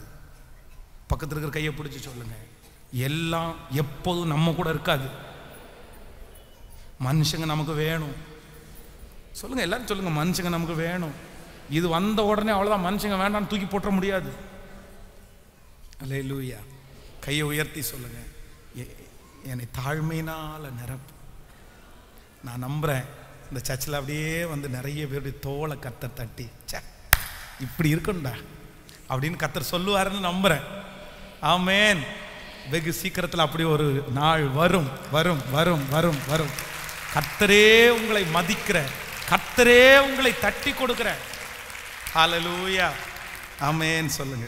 இந்த பாக்கியம் எவ்வளோ மேலான பாக்கியம். ஆமேன். எனக்கு தாங்க ஆண்டவரே. நான் பிரசங்கம் பண்ணும்போதே நான் கேட்குறேன்ப்பா, நான் பிரசங்கம் பண்ணும்போதே கேட்குறேன். இந்த வார்த்தை எனக்கு ரொம்ப பிடிச்சிருக்கு ஆண்டவரே. நான் ரொம்ப ஆசைப்படுறேன் ஆண்டவரே, உங்க முகத்தை வந்து சந்திக்கிற வரைக்கும் நீர் எவ்வளவு உயர்த்தினாலும், எவ்வளவு உயர்த்தினாலும், எவ்வளவு பெரிய பெரிய ஆட்கள் வந்து லைன்ல நின்று இருந்தாலும் அப்படியே தாழ்மையா எல்லா மகிமையும் உங்களுக்கு அப்படியே செலுத்திட்டு அப்படியே மறைஞ்சு இருந்துட்டு அப்படியே உங்க கையை பிடிக்கிற அந்த நாளுக்கு என்னை ஆயத்தப்படுத்துங்க ஆண்டவரே. கைகளை மேல உயர்த்தி, ஓ நன்றி நன்றி நன்றி உம்மா நன்றி, என்னாலாகும் என்று ஒன்றும் இல்லை. 15 நிமிஷத்துக்குள்ள முடிச்சிடலாம், சரியா? ஓகே. மூன்றாவது மத்தேயு எழுதின சுவிசேஷம். இன்னும் 2 பாயிண்ட் இருக்கு, வாசிக்கலாம். மத்தேயு எழுதின சுவிசேஷம் 16ஆம் அதிகாரத்தில் 13வது வசனத்திலிருந்து 17வது வசனம் வரைக்கும். பின்பு இயேசு பிலிப்பு செசரியாவின் திசைகளில் வந்தபோது தம்முடைய சீடர்களை நோக்கி, மனுஷகுமார் என்னை ஜனங்கள் யார் என்று சொல்லுகிறார்கள் என்று கேட்டார். அதற்கு அவர், சிலர் உம்மை யோவான் ஸ்நானகன் என்றும், சிலர் எலியா என்றும், வேறு சிலர் எரேமியா அல்லது தீர்க்கதரிசிகளில் ஒருவர் என்றும் சொல்லுகிறார்கள் என்றார். அப்பொழுது அவர், நீங்கள் என்னை யார் என்று சொல்லுகிறீர்கள் என்று கேட்டார். சீமோன் பேதுரு பிரதியுத்தரமாக, நீர் தேவனுடைய குமாரனாகிய கிறிஸ்து என்றார். இயேசு அவனை நோக்கி, யோனாவின் குமாரனாகிய சீமோனே, நீ பாக்கியவான், மாம்சமும் இரத்தமும் இதை உனக்கு வெளிப்படுத்தவில்லை, பரலோகத்தில் இருக்கிற என் பிதா இதை உனக்கு வெளிப்படுத்தினார். நீங்க இந்த சம்பவம் உங்களுக்கு இந்த வாசிக்கும் போதே உங்களுக்கு தெரிஞ்சிருக்கும்னு நினைக்கிறேன். ஆண்டவர் தன்னுடைய சீடர்களை பார்த்து கேட்கிறாரு, எப்பா என்ன எல்லாரும் யாருன்னு இந்த ஊர்ல என்னை யாருன்னு பேசிக்கிறாங்க. ஆண்டவர் அவங்க எல்லாருக்கும் முன்னாடி நான் தான் இயேசு, நான் தான் வந்திருக்கிறேன், நான் தான் அப்படின்னு சொல்லல. அவர் பிறந்ததே எப்படி பிறந்தார் அப்படின்னா, மாட்டு தொழுத்துல பிறந்துட்டாரு, ராஜாவுடைய வீட்டில் பிறந்துட்டார் அப்படின்னு நினைச்சாருன்னா இயேசு கிறிஸ்துவனுக்கு நினைச்சுறேன்னு தெரியல, அவர் அப்படிதான் பிறந்தார். அவருடைய பிறப்பெல்லாம் அப்படி காமிக்கல. அப்போ இப்போ கேட்குறாரு, என்ன யாருன்னு சொல்றாங்க. ஒவ்வொருத்தரும் ஒவ்வொரு ஐடியா சொல்றாங்க. தீர்க்கதரிசி, யோவான் ஸ்நானகன், எலியா, ஒவ்வொருத்தரும் அப்படி பேசிக்கிறாங்க. உடனே ஆண்டவர் சொல்றாரு, சரி எப்பா அவங்க எல்லாம் சொல்றது போட்டும்பா, இந்த கூட்டத்தில் நீங்க 12 பேர் இருக்கிறீங்க, நீங்க 12 பேரும் என்ன யாருன்னு சொல்றீங்கன்னு கேட்கிறாரு. அப்போ நம்மால் தான் ரொம்ப முத்திரி கொட்டாச்சே, எதுக்கும் அவர் எப்படிதான் நிற்பாரு, நன்மையிலையும் ஃபர்ஸ்ட் நிற்பாரு, தீமையிலையும் ஃபர்ஸ்ட் நிற்பாரு. சிரிக்கணும்னாலும் அவர் தான், அழணும்னாலும் அவர் தான், கவுத்தணும்னாலும் அவர் தான், கட்டணும். எப்பவும் போல வழக்கமா சத்தமா கத்தி, இயேசுவே நீர் தேவனுடைய குமாரனாகிய கிறிஸ்து அப்படின்னு உடனே ஆண்டவருக்கு ரொம்ப பிடிச்சு போயிடுச்சு. ஆண்டவர் எதிர்பார்க்கவே இல்லை. அப்ப தட்டி கொடுத்து சொல்றாரு, சீமோன் பேதுருவே, இது நீயா சொல்லல, உனக்கு யார் வெளிப்படுத்தி இருக்கிறாருன்னா தேவாவியானவர் உனக்கு வெளிப்படுத்தி இருக்கிறார். அப்போ உன் கூட இப்பவே ஆவியானவர் பேச ஆரம்பிச்சாரு, தட்டி கொடுக்கிறாரு. அப்போ நம்பர் 3, மூன்றாவது ஆண்டவர் யாரை தட்டி கொடுக்கிறார் அப்படின்னா, இந்த உலகத்திலே இருக்கிற எல்லாவற்றை குறித்து எல்லாரை குறித்த அறிவு உங்களுக்கு இருக்கலாம். அந்த அறிவுள்ளவங்களை இந்த உலகம் தட்டி கொடுக்கும். உனக்கு எல்லாம் தெரியும், உனக்கு எல்லாம் தெரியும். ஆனா ஆண்டவர் யாரை தட்டி கொடுப்பார் அப்படின்னா, இந்த உலகத்திலே இருக்கிற எல்லாத்தையும் அறிஞ்சவங்கள இல்ல. யார் அறியணும் சொல்லுங்க, பக்கத்தில் இருக்கிற கையை பிடிச்சி சொல்லுங்க, கர்த்தரை நீ அறியணும். சொல்லுங்க, கர்த்தரை அறியணும். பிரதர், ஒரு சீக்ரெட் ஒன்று கத்துக்குங்க. ஆண்டவரை பற்றி தெளிவாய் அறிந்த ஒரு மனுஷனுக்கு இந்த உலகத்தில் இருக்கிற எல்லா அறிவும் அவனை தேடி வரும். நான் 100% சொல்றேன். அது அந்த பாட்டு பாடும்போது கூட பெர்க்மன் சார் ரொம்ப அழகா பாடுவாரு, இன்னும் உம்மை அறியணுமே, இன்னும் உம்மை அறியணுமே, இன்னும் கிட்டி சேரணுமே, இன்னும் கிட்டி சேரணுமே. ஆமென். மனுஷங்களை குறித்து எனக்கு அறிகிற அறிவே இல்லை பாஸ்டர், எல்லாரும் என்னை ஏமாத்துறாங்க பாஸ்டர், எல்லாரும் என்னை எள்ளி நகையாடுறாங்க பாஸ்டர் அப்படின்ற கேரக்டர் உங்களுக்கு இருக்கா? நீங்க ஆண்டவரை ரொம்ப நல்லா அறிஞ்சிருங்க. ஆண்டவரை அறிஞ்ச ஒரு மனுஷனுக்கு மனுஷங்க யாருன்றத கர்த்தரே சொல்லி கொடுப்பாரு. ஏன்னா மனுஷங்களை உருவாக்குனவர் கர்த்தர், மனுஷன் இந்த உலகத்துல வைத்திருக்கிறவர் கர்த்தர். அல்லேலூயா. ஸோ மூன்றாவது, இந்த உலகத்திலே பரலோகம் தட்டி கொடுக்கிற மனுஷன் யார் அப்படின்னா, தேவனை குறித்து அறிகிற அறிவு. அல்லேலூயா. கொஞ்சமாவது ஆண்டவருடைய பிள்ளைங்க ஆண்டவரா அறிகிற அறிவுக்கு முக்கியத்துவம் கொடுங்க. உங்களை பற்றி எனக்கு தெரிஞ்சுக்கணும் ஆண்டவரே, எனக்கு ஆசையாக இருக்கு ஆண்டவரே, சொல்லி கொடுங்க. நீங்கள் யாருப்பா? நீங்கள் யார்? யாராவது கேட்டிருக்கீங்களா நீங்கள் யாருப்பா? நீங்கள் எனக்கு என்னவா இருக்கிறீங்க ஆண்டவரே? நான் உங்களை என்னன்னு கூப்பிடணும் ஆண்டவரே, எனக்கு சொல்லி கொடுங்க ஆண்டவரே. இந்த சூழ்நிலையில் எனக்கு யாராக இருக்கிறீங்க ஆண்டவரே? இந்த பிரச்சனையில் நீங்கள் எனக்கு யாராக இருக்கிறீங்க ஆண்டவரே? இப்படியெல்லாம் கேட்டிருக்கீங்களா? உண்மையிலே நான் நம்புகிறேன், இந்த பலிபீடத்துலேருந்து நிறைய கேட்டிருக்கிறேன். கற்றுத்தாருமாப்பா, கற்றுத்தாரு. அப்படியே போய் உட்கார்ந்து முழங்கால் படிட்டுல கீழே உட்காந்து, ஆண்டவரே உங்களை குறித்து எனக்கு சொல்லித்தாங்கப்பா, நீங்கள் யாருப்பா? அப்போதான் நான் அன்புள்ள தேவன் அப்படின்னு காமிப்பார் ஆண்டவர். நான் உனக்காக மரித்தேன், நான் உனக்காக பாடுபட்டேன். ஒன்றொன்னா ஒரு பாட்டு இருக்கு, அருமையான வெஸ்லி ஐயாவுடைய பாட்டு, எனக்கு ரொம்ப பிடிச்ச பாட்டு, உங்களுக்கு தெரியும்னு நினைக்கிறேன். இந்த பாட்டு, உங்க பிள்ளைனா நானும் பார்க்கணும், சத்தம் கேட்கணும், நீங்க ஆற்றணும், தேற்றணும், காயம் கட்டணும், பெரும் சேனை கூட்டம் ஒன்றை முன் நிறுத்தணும், பெரும் சேனை கூட்டம் ஒன்றை முன் நிறுத்தணும், நம்புங்கப்பா என்ன ஆராதிப்பே. இந்த பாட்டுல அந்த லைன் இருக்குல்ல, நானும் பார்க்கணும், சத்தம் கேட்கணும், நீங்க ஆற்றணும், தேற்றணும், காயம் கட்டணும். இந்த வார்த்தையை 10,000 டைமுக்கு மேல பாடிட்டே இருப்பேன். நீங்க ஆற்றணும் ஆண்டவரே, நீங்க தேற்றணும் ஆண்டவரே, நீங்க என் காயத்தை கட்டணும் ஆண்டவரே. அப்படி நானும் பார்க்கணும், சத்தம் கேட்கணும், நீங்க ஆற்றணும், நீங்க தேற்றணும். உண்மையிலே இந்த உலகத்துல ஒரு வாழ்க்கை இருக்குது. கர்த்தரை ருசித்து பாருங்கள், அவர் மேல் நம்பிக்கையா இருக்கிற மனுஷன் வாக்கியவான். அது ஒரு டேஸ்ட், அது ஒரு டேஸ்ட். வாலிப மகன்களுக்கு மகள்களுக்கு எல்லாம் சொல்றேன், இந்த உலகத்தினுடைய சந்தோஷம் என்னப்பா பெரிய சந்தோஷம்? இந்த உலகத்தினுடைய மகிழ்ச்சி என்னப்பா பெரிய மகிழ்ச்சி? இந்த மகிழ்ச்சிக்குள்ள நீ வந்து பாரு, இதற்கு ஈடான மகிழ்ச்சியை உலகத்துல எங்க போனாலும் உனக்கு கிடைக்காது. எங்க போனாலும் நீ பார்க்கவே முடியாது. வா, அவர் சந்தோஷப்படுத்துவாரு, அவர் காயம் கட்டுவாரு, அவர் கண்ணீர் துடைப்பாரு. ஐயோ, அந்த ஆறுதல் சொல்லி முடியாத ஆறுதலா இருக்கும், அவ்வளோ ஆறுதலா இருக்கும். இயேசு ஆறுதல் படுத்துறதை நீங்க பார்த்தீங்க அப்படின்னு சொன்னா, கண்ணுல இருந்து அப்படியே தாரதாரியா கண்ணீர் கொட்டும், ஆனா மனசுக்குள்ள ஒரு சமாதானம் வரும் பாருங்க. ஐயோ, அது எவ்வளவு கோடி கொடுத்தா கூட அந்த சமாதானம் கிடைக்காது. அது உணர்ந்தவங்களுக்கு மட்டும்தாங்க தெரியும். இன்னொன்னு, அவர் திட்டுவாரு பாருங்க. ஸோ நமக்கெல்லாம் மற்றவங்க திட்டுனா என்ன வரும்? கோவம் வரும். ஐயோ, அவர் திட்டுனா இன்னும் கொஞ்சம் திட்டுங்க ஆண்டவரேன்ற மாதிரி இருக்கும். அவ்வளோ அழகா. சே, அதெல்லாம் எவ்வளோ பெரிய ரசனை இல்லை? சே, அவர் கிரேட். ஆமேன். என் சரியான காதலன், என் சரியான காதலி இயேசு. ஆமேன். அந்த அளவுக்கு அவரை ரசிக்கிறேன் நான். ஆமேன். அல்லேலூயா. சரி, எவ்வளோ நல்லவர். ஸோ கர்த்தர் பெரியவர்.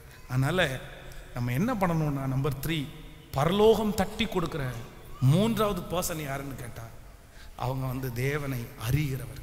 ஸோ நம்பர் 4, 4வதாக ஒரே லைனில் முடிச்சிடறேன். ஆதியாகமம் 22ஆம் அதிகாரம் 16வது வசனம் வாச்சிடலாம். நீ உன் புத்திரன் என்றும் உன்னை ஏக சுதன் என்றும் பாராம அவனை ஒப்பு கொடுத்து இந்த காரியத்தை நீ செய்தபடியால் நான் உன்னை ஆசீர்வதிக்கவே ஆசீர்வதித்து உன் சந்ததியை வானத்து நட்சத்திரங்களைப் போலவும் கடற்கரை மணலைப் போலவும் பெருக பண்ணுவேன் என்று உன் சந்ததியார் சத்துருக்களின் வாசலை சுதந்தரித்துக் கொள்ளுவார்கள் என்றும் நீ என் சொல்லுக்கு கீழ்ப்படிந்தபடினால் உன் சந்ததிக்குள் பூமியில் உள்ள சகல ஜாதிகளும் ஆசீர்வதிக்கப்படும் என்று என் பேரில் ஆணையிட்டு கர்த்தர் சொல்லுகிறார். 4th 4வது ஆண்டவர் வந்து ஒரு மனுஷனை தட்டி கொடுக்குறாரு, ஒரு பரிசுத்தவனை தட்டி கொடுக்குறாரு. சூப்பரா அப்படின்றாரு. யார் அப்படின்னா, எனக்கு ரொம்ப ஆச்சரியமா இருக்குது. தன்னுடைய பிள்ளை என்ன பண்றாரு அப்படின்னா, அப்படியே பலிபீடத்தில் கடத்தி கத்திய அப்படியே தூக்கும் போது, டேய் நிறுத்து, நீ என் சொல்லுக்கு கீழ்ப்படிந்தபடியா அப்படின்னு சொல்லிட்டு லிஸ்ட அடிக்கிட்டே போறாரு. உனக்குள் உன் வம்சம் ஆசீர்வதிக்கப்படும், நீ நடந்து போ, உனக்கு எல்லாத்தையும் நான் தந்துடுவேன். எப்பா, ஆபிரகாமுக்கு ஆண்டவர் கொடுத்த ஆசீர்வாதம் வந்து மிகப்பெரிய ஆசீர்வாதம். உன் சன்னதி எப்படி இருக்கும், உன் பிள்ளை எப்படி இருக்கும், உன் வம்சம் எப்படி இருக்கும், நீ எப்படி இருப்ப, மனைவி எப்படி இருப்பாங்க, எல்லாத்தையுமே சொல்லி முடிச்சிட்டாரு. அவ்வளோ சந்தோஷம் ஆண்டவருக்கு. அவனை பார்த்த உடனே அவருக்கு ரொம்ப பிடிச்சி போச்சு. என்னன்னு நான் நம்பிக்கிறேன், அவருக்கு என்னன்னு சொல்லவே தெரில. ஆண்டவருக்கு என்னன்னே சொல்லி தெரியாம அவன் தோலை தட்டி கொடுத்து, நான் இதை உன்கிட்ட எதிர்பார்க்கவே இல்லடான்னு சொல்லிட்டு ஆசீர்வாதத்தை அப்படியே அள்ளி இறக்கிறாரு. போடா வச்சுக்கடா அப்படின்ற மாதிரி இருக்கு பாருங்களேன். அப்ப அந்த அளவுக்கு அவருடைய இருதயத்தை குளிர பண்ணது என்ன அப்படின்னு சொன்னா, நீ உன் புத்திரன் என்றும் உன் ஏக சுதன் என்றும். அப்படின்னா எனக்கு பிடிச்சிருக்குது. ஆனா ஆண்டவர் கேட்கிறாரு, நான் நோ சொல்லாம, எந்த மறு உத்தரவும் சொல்லாம, உனக்கு பிரியம் இல்லைன்னா, உங்களுக்கு சித்தம் இல்லைன்னா, என்கிட்ட இருக்க வேணாம் நீங்க விரும்புனீங்கன்னா, எனக்கு என் பிள்ளைய விட, என் பாசத்தை விட, என் மரியாதையை விட, என்னை சுற்றி இருக்கிற சூழ்நிலையை விட எனக்கு நீங்க தான் ஆண்டவரே முக்கியம்னு அப்படி சொன்ன உடனே ஆண்டவர் அப்படி பிரமிச்சு போயிட்டார். எப்படா இப்படி ஒரு பிள்ளை, நீ புத்திரன் என்றும் கேட்கல. இந்த உலகத்திலேயே எல்லா தோல்வியையும் சமாளிச்சிடலாம். இந்த உலகத்திலேயே ஜெயிக்க முடியாத ரொம்ப கஷ்டமான ஒரு தோல்வி என்னன்னா உண்மை காதல். பொய் காதல் இல்லை. இன்னைக்கு இருக்கிற காதல் எல்லாம் கிடையாது. இன்னைக்கு விடிஞ்சா ஒருத்தனை செலக்ட் பண்ணிக்கிறான். நேற்றுக்கு வரைக்கும் அந்த அஃபேரில் இருந்தால் இன்னைக்கு இந்த வேற அஃபேரில் இருக்கானு. இன்னைக்கு உலகம் ரொம்ப மாறிடுச்சு. நீ நினைக்க மாதிரிலாம் கிடையாது. இந்த பிள்ளைகளுக்கெல்லாம் இன்னைக்கு காதல் தோல்வியிலேருந்து வெளியே வர்றதுக்கு நம்ம ஒன்றும் டீச் பண்ண வேண்டிய அவசியமே கிடையாது. அவனே ஓகே ரைட் பார்த்துக்கலாம் டாட்டா அந்த மாதிரி வந்துட்டாங்க. இல்லை, இந்த ஜென்ரேஷன் வந்துட்டாங்க. ஆனால் போன ஜென்ரேஷன் ஒன்று தெரியுமா, 90 கிட்ஸு இல்லை பைத்தியம்னா பைத்தியம். அவனை பார்த்தாலே ஸோ ஏண்டா டே கொஞ்சமாவது அப்படி பண்ணுவான் பாருங்களேன். லவ் பண்ணி முடிச்சுட்டு ஒருவேளை அந்த பொண்ணு பேசலைன்னா, அந்த பையன் பேசலைன்னா, அவன் பண்ணுற ஆக்ஷன் இருக்குதே நமக்கு அவ்வளோ வெறுப்பு வரும். ஏன்டா இப்படி பண்ணிட்டு இருக்கிற அப்படின்னு தோணும். நான் செத்துற வாடா, நான் கையை அறுத்துற வாடா அப்படின்னு பிளேடை வச்சு நின்றுட்டு இருப்பான். நான் கையை அறுக்கிறேன், ஒரு கயிறை வச்சு மாட்டிடுவான்னு கேட்குறான். எப்படி இது பயங்கரமாக போனோம். ஏன்னா அது வந்து அது உண்மை காதல், ரொம்ப நேசம். இந்த ஈசாக்கு மேலே ஆபிரகாம் வச்சிருந்த நேசம் வந்து பொய்யான காதல் இல்லை. என்ன காதல்னா உண்மையான காதல். ஏன்னா 100 இயர்ஸ் இல்லை, வாக்கு தத்துவத்திற்காகவே 25 வருஷம் வெயிட் பண்ணியிருக்கான்ல. 25 இயர்ஸ் ஒவ்வொரு நாளும் எனக்கு கிடைச்சிரும் கண்டிப்பாக கிடைச்சிரும் நம்பி நம்பி நம்பி 25 வருஷம் தாண்டி கிடைக்குது பாருங்க. அப்போ அந்த 25 வருஷத்தினுடைய எதிர்பார்ப்போ அவன் கையில் கிடைக்கும் போது அப்படி பொண்ணு மாதிரி கிடைக்குது. அதுவா அந்த பையன் தங்கமான பையன். நமக்கு பெத்தா அந்த மாதிரி ஒரு பிள்ளையை பிறக்கணும். என்ன பையன் சார், அவங்க அப்பா தலைக்கு மேலே எடுத்து வச்சுன்னா சரிங்கப்பா வாடா வாப்பா படுத்த கையை கட்டும்போது அதான் வாய் தரவாத ஆட்டை போல படுத்து கிடக்குறான் பாருங்க. இயேசு கிறிஸ்துக்கு முன்னடையாளமா அது பேசப்படுது. அப்படியே எப்படி இருக்கும். நம்ம வாலிய பசங்களானா விடுவாங்களா, டே களவா கொன்றும் நான் சொல்ல மாட்டாங்க. இன்னைக்கு நம்ம குமரனா இருக்கிறோம். ஆனால் அவரு அன்னைக்கு 100 வயசுன்னு போது கலவன் தானே அவரு. விடுவான நம்ம பசங்க சும்மா. இன்னைக்கு முடி நரைச்சாலே டேடி என்ன கொஞ்சம் நரைச்சிருச்சு உங்களுக்கு, வயசாயிட்டீங்க போல அப்படின்றானுவான். இல்லை 2 முடி நரைக்க வேண்டிய அதுக்குள்ளே சொல்கிறானுவான், போச்சு போல டேடி முடிஞ்சிச்சு இனி நாங்கள் தான் டேடி அப்படின்றானுவான். அப்போ விட்டா வச்சிருப்பானுவான். அவ்வளோ என்ன கிழமை இப்படி என்ன பண்ணுறான், நான் விட மாட்டேன் விடுற ஒன்றை கட்டி இப்போ பலி செலுத்துறான் பாரு. நான் இயேசுக்கு பலி செலுத்துறமா என்ன நீ தான் வேண்டிய போக வேண்டிய வயசாயிடுச்சு என்னென்ன யோசிப்போம். ஆனால் அப்படி நல்ல பிள்ளை. ஆனால் எப்படி இருக்கும் அந்த பாசம், எப்படி இருக்கும். ஏத்து பேசாத ஒரு பிள்ளை, கீழ்ப்படிதல் உள்ள பிள்ளை, 25 வருஷம் வெயிட் பண்ணி கிடைச்ச பிள்ளை, ஆசையாய் இதுவரைக்கும் யாரையும் இப்படி நேசிச்சதில்லை. தன்னுடைய ஃபர்ஸ்ட் பெரிய லவ் புத்திரன், ஏக சுதன். அந்த ஏக சுதன் என்கிற அந்த வார்த்தையை நீங்க போய் போட்டு பார்த்தீங்கன்னா அதுக்கு நிறைய அர்த்தம் வருது. அந்த அர்த்தம் எல்லாம் பார்த்தீங்க அப்படின்னா ஒரு உண்மையான காதலனுக்கு இருக்கிற அந்த அர்த்தம் அவ்வளோ லவ். ஆண்டவர் கேட்குறாரு, கொண்டு வந்து செலுத்துறியா அப்படின்ன உடனே சரி ஆண்டவர் சரி ஆண்டவரே, உங்களுக்காக விடுற ஆண்டவரே, உங்களுக்கு சித்தம் இல்லைண்ணா பரவாயில்ல அப்படின்னு தன்னுடைய மனைவிகிட்ட சொன்னால் அவங்க தடுத்துருவாங்களோன்னு சொல்லி, நம்மளாக இருந்தால் இப்படி ஒரு குறுக்கு புத்தியை யோசிச்சிருப்போம். போய் எதுக்கு சாராள்கிட்ட சொல்லிடுவோம், சாராள் இயேசு மாதிரி நின்ட்டாருன்னா அழகாக நம்ம தப்பிச்சிடலாம். ஆண்டவரே நான் கண்ணு தான் நினச்சேன், இந்த பாருங்க இது குறுக்க நிற்கிது, அதை உயிரை எடுத்துகிட்டு வேணா எடுக்க. நமக்கு அந்த பிளான் போயிருக்குமா போயிருக்காதா? கண்டிப்பாக யோசிப்பீங்க நீங்கள் எல்லாம். நானே யோசிச்சிருப்பேன் இந்த மாதிரி ஒரு பிளான் போட்டு அழகாக தப்பிச்சிடலாம் அப்படின்னு. ஆனால் அந்த எண்ணம் கூட வராமல், இல்லை இல்லை அவள்கிட்ட சொன்னால் ஒருவேளை தடுத்து நிறுத்திடுவாளோன்னு நினச்சி சாராள் அம்மாட்ட கூட சொல்லாமல் இயேசு சொல்லிட்டார்ல, ஆண்டவர் சொல்லிட்டார்ல நான் இழக்கிறதுக்கு ரெடின்னு சொல்லி அப்படியே போய் பலிபீடத்தில் கிடக்கும்போது தான் என் ஆண்டவருக்கு ரொம்ப பிரியம் வருது. அப்படியே வாக்கு தத்தத்தையா அள்ளி விதைக்கிறாரு.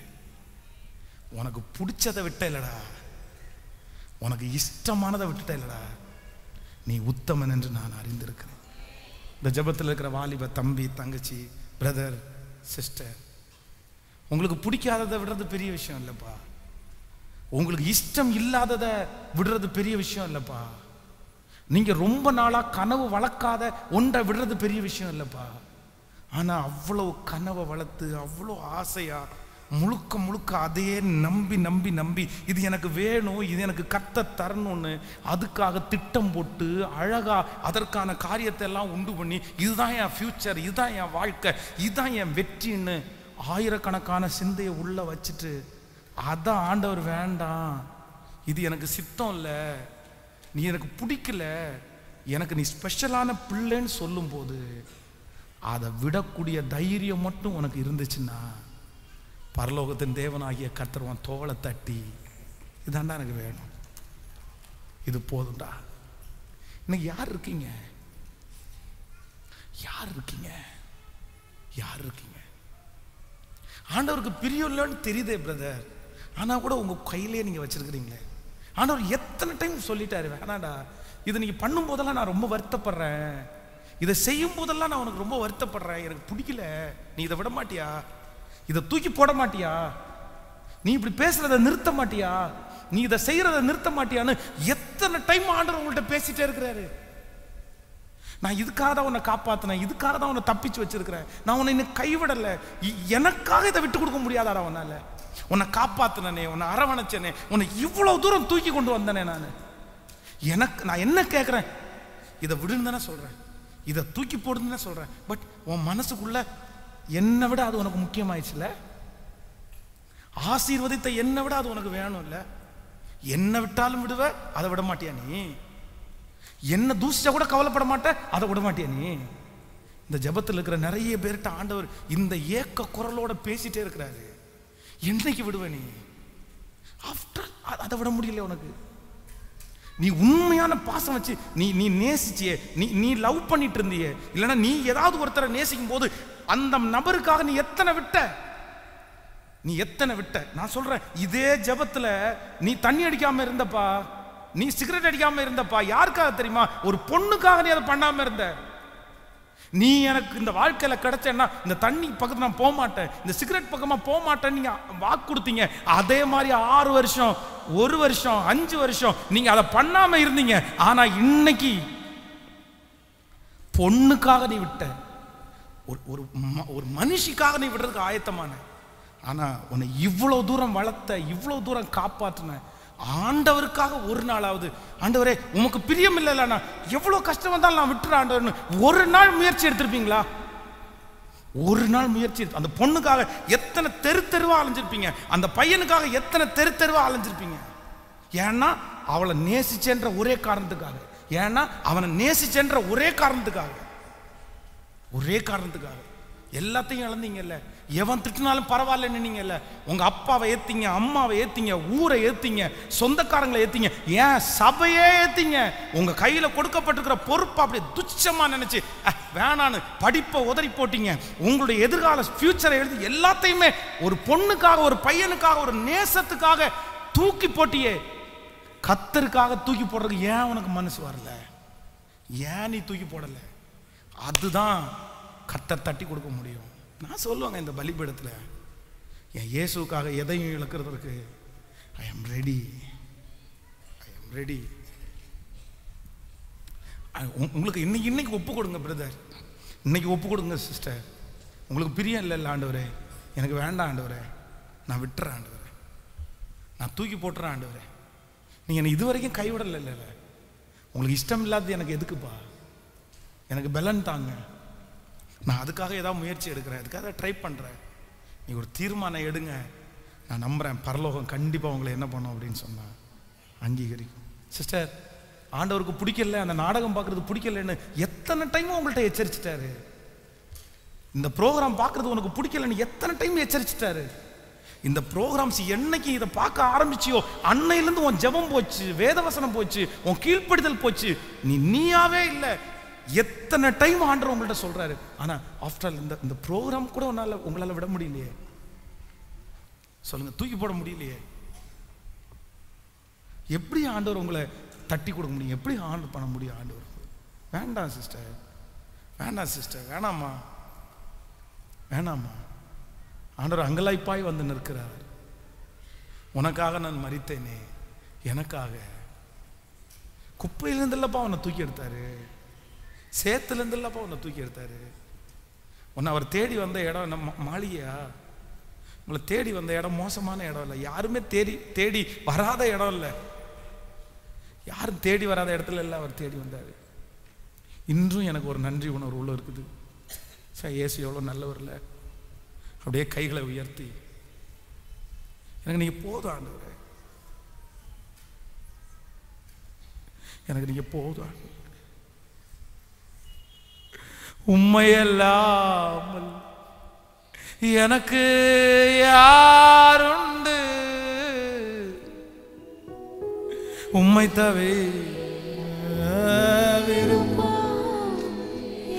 எது பழைய உம்மையெல்லாம்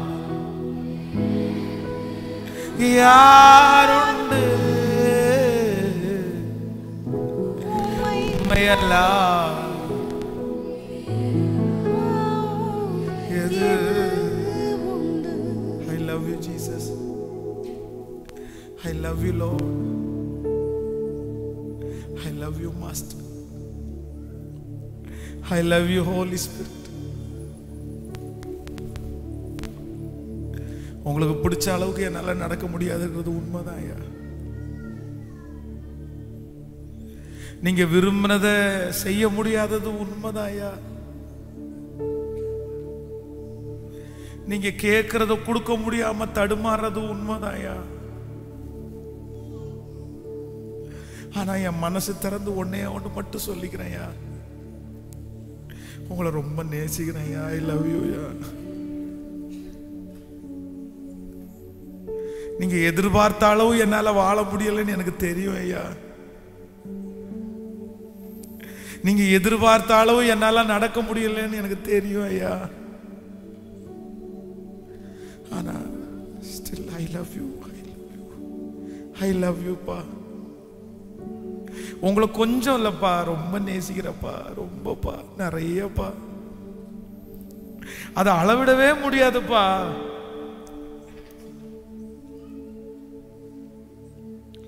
அளவிடவே முடியாதுப்பா. தேவ சமூகத்தில் எழும்பி நிற்கலாமா?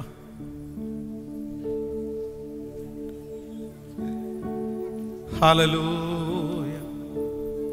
வாலிப தம்பி தங்கச்சி, இதுக்கு மேல ஆண்டவர் உங்ககிட்ட எப்படிப்பா டெலிபரேட்டா பேசுவாரு? என் ஆசை, என் விருப்பம் எல்லாம் என் சமூகத்தில் வச்சுட்டு, ஓ ஹல்லேலூயா, உம்மையெல்லாம் எனக்கு யாருண்டு, உம்மை தவிர விருப்பம் எது உண்டு, உம்மையெல்லாம் எனக்கு யாருண்டு,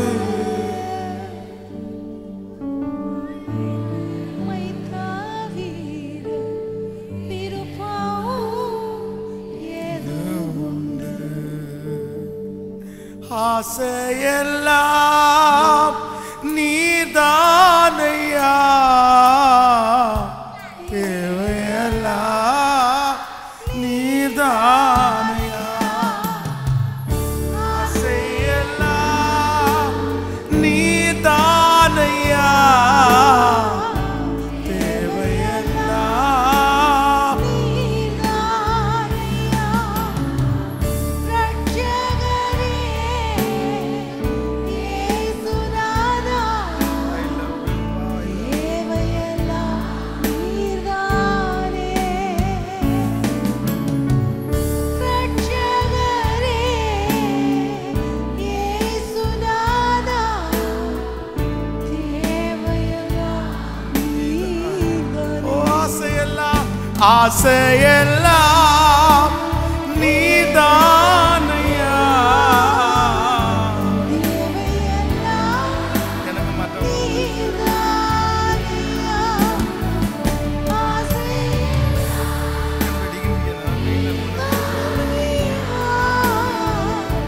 தேவையெல்லாம் நான் பண்றது நீர்தானையா. ரட்சகரே இயேசுநாதா, தேவையெல்லாம் நீர்தானே.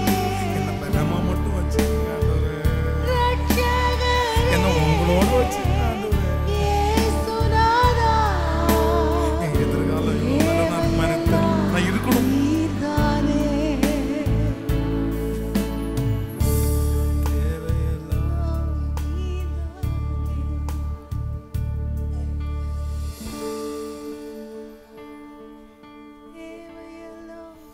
நீர்தானே.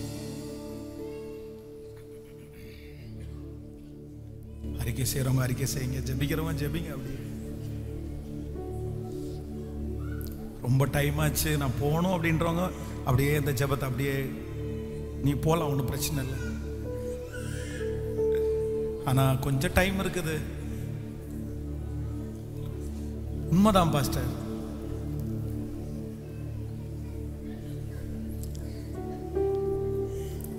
ஏசப்பாவுக்கு பிடிக்காதது நிறைய என்கிட்ட இருக்குது. அது எனக்கு ரொம்ப பிடிச்சிருந்துச்சு. ஆனால் அது ஏசப்பாவுக்கு பிடிக்கலன்னு தெரிஞ்சதுக்கு அப்புறம் கூட நான் என் கூடையே தான் வச்சிருக்கிறேன் அப்படின்னு சொல்கிறத தயவுசெய்து இன்னைக்கு கல்வாரி சிலுவையில் ஒப்பு கொடுத்து இந்த 40 days நிறைய பேர் ப்ரேயர் பண்ணிகிட்டே இருக்காங்க. இந்த சிலுவையினுடைய நிழல் உங்களை எல்லாரையும் வந்து ஆளுகை செய்யட்டும். உங்களை விட நான் ரொம்ப டயர்டாக தான் இருக்கிறேன். அதே இன்னைக்கு ஈவினிங் மீட்டிங் இருக்குது, எனக்கு தெரியும், ப்ரிப்பரேஷன் இருக்குது. ஆனால் பட் ஆண்டவருடைய ஒரு பெரிய வல்லமையை நான் இந்த இடத்துல உணர்றேன். அவருடைய ஒரு பெரிய அன்பை நான் இந்த இடத்துல உணர்றேன். என்னமோ ஆண்டவர் நிறைய பேரை ஏக்கத்தோட பார்க்குற மாதிரி நான் ஃபீல் பண்ணுறேன். நிறைய பேரை ஆண்டவருடைய பாவமாக பார்க்குற மாதிரி ஃபீல் பண்ணுறேன். ஏன்டா அப்படி செய்கிற? அதான் எப்ராஹிமே, நீ என்னை விட்டு போறதுக்கு என்னிடத்துல நீ என்ன அநியாயத்தை கண்டாய்? அந்த ஒரே ஒரு நான் உனக்கு என்னப்பா குறை வச்சேன்? நான் உனக்கு என்ன குறை வச்சேன்? வாலிப தங்கச்சி, போதும்பா. உன்னை இன்னைக்கு ஸ்பெஷலா ஆண்டவர் இந்த இடத்துல கூட்டிட்டு வந்திருக்கிறாரு. வாலிப தம்பி, ஆண்டவர் நீ உன்னை நேருக்கு நேர் கத்தர் என்கவுண்டர் பண்றாரு. அதுக்காக தான் இந்த இடத்துல உன்னை கொண்டு வந்திருக்கிறாரு. நீ ஒரு வார்த்தை, நீ வேலையை விட வேண்டாம், நீ படிப்பை விட வேண்டாம். நீ வேலையை விடட்டுமா படிப்பை விடட்டுமான்னு நினைக்கிற? ஏன் அதை விட்டுட்டு வாழாம இருக்கிறதுக்கா? அதை விட்டுட்டு சாப்பிடாம இருக்கிறதுக்கா? அதெல்லாம் கேட்கல.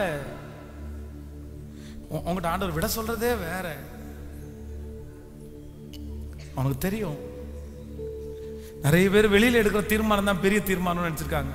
நான் ஆண்டவருக்காக வேலையை விட்டேன், நான் ஆண்டவருக்காக குடும்பத்தை விட்டேன், நான் ஆண்டவருக்காக அப்படி விட்டேன் இப்படி விட்டேன். இதெல்லாம் வேணாம்ப்பா. பர்சனலா ஆண்டவருக்கு உங்களுக்கு மட்டும் தெரியும் இல்ல அந்த வாழ்க்கை. ஆண்டவர் அதை மட்டும்தான் கேட்கிறாரு. நீ ரெடியா? இதெல்லாம் எனக்காக விட்டுட்டு அதை விடலைன்னா என்னடா பிரயோஜனம்? சொல்லுங்க. சகோதரி, நீ ஏன் கோவப்படுற? நீ கோவத்தை விட மாட்டியா?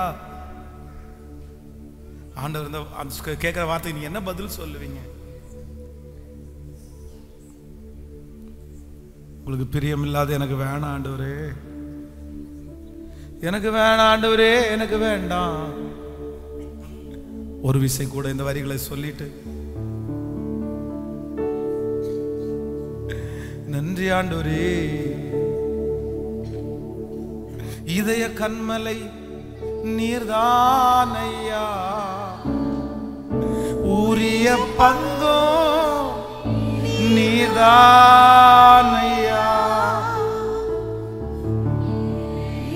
எத்தனை பேர் வேணாலும் பேசலாம்.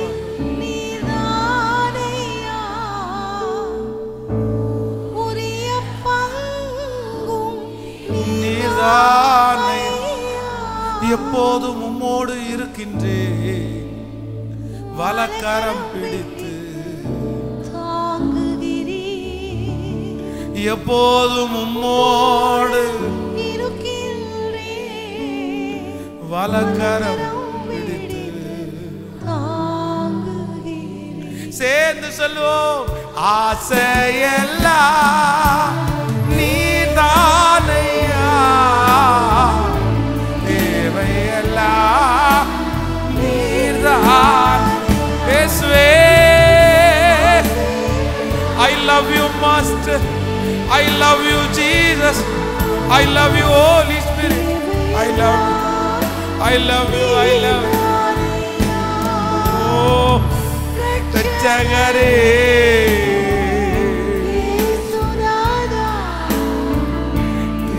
தேவையெல்லாம் நீதானே. ரட்சகரே,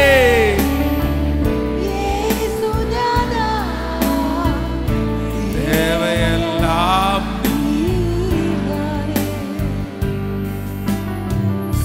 உம்மையெல்லாம் எனக்கு யாருண்டு, உம்மை தவிர இருப்போம் எது உண்டு, உம்மையெல்லாம் எனக்கு யாருண்டு, உம்மை தவிர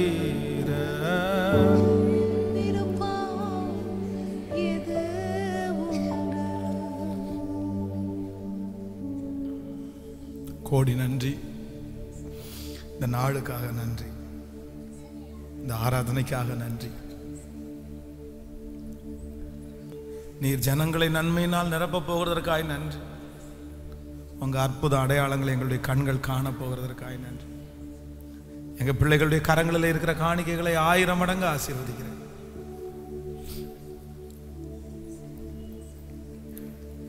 உங்க பிள்ளைங்க தசம பாகத்துல உண்மையா இருக்கிறவங்களை நீங்க பாக்குறீங்க.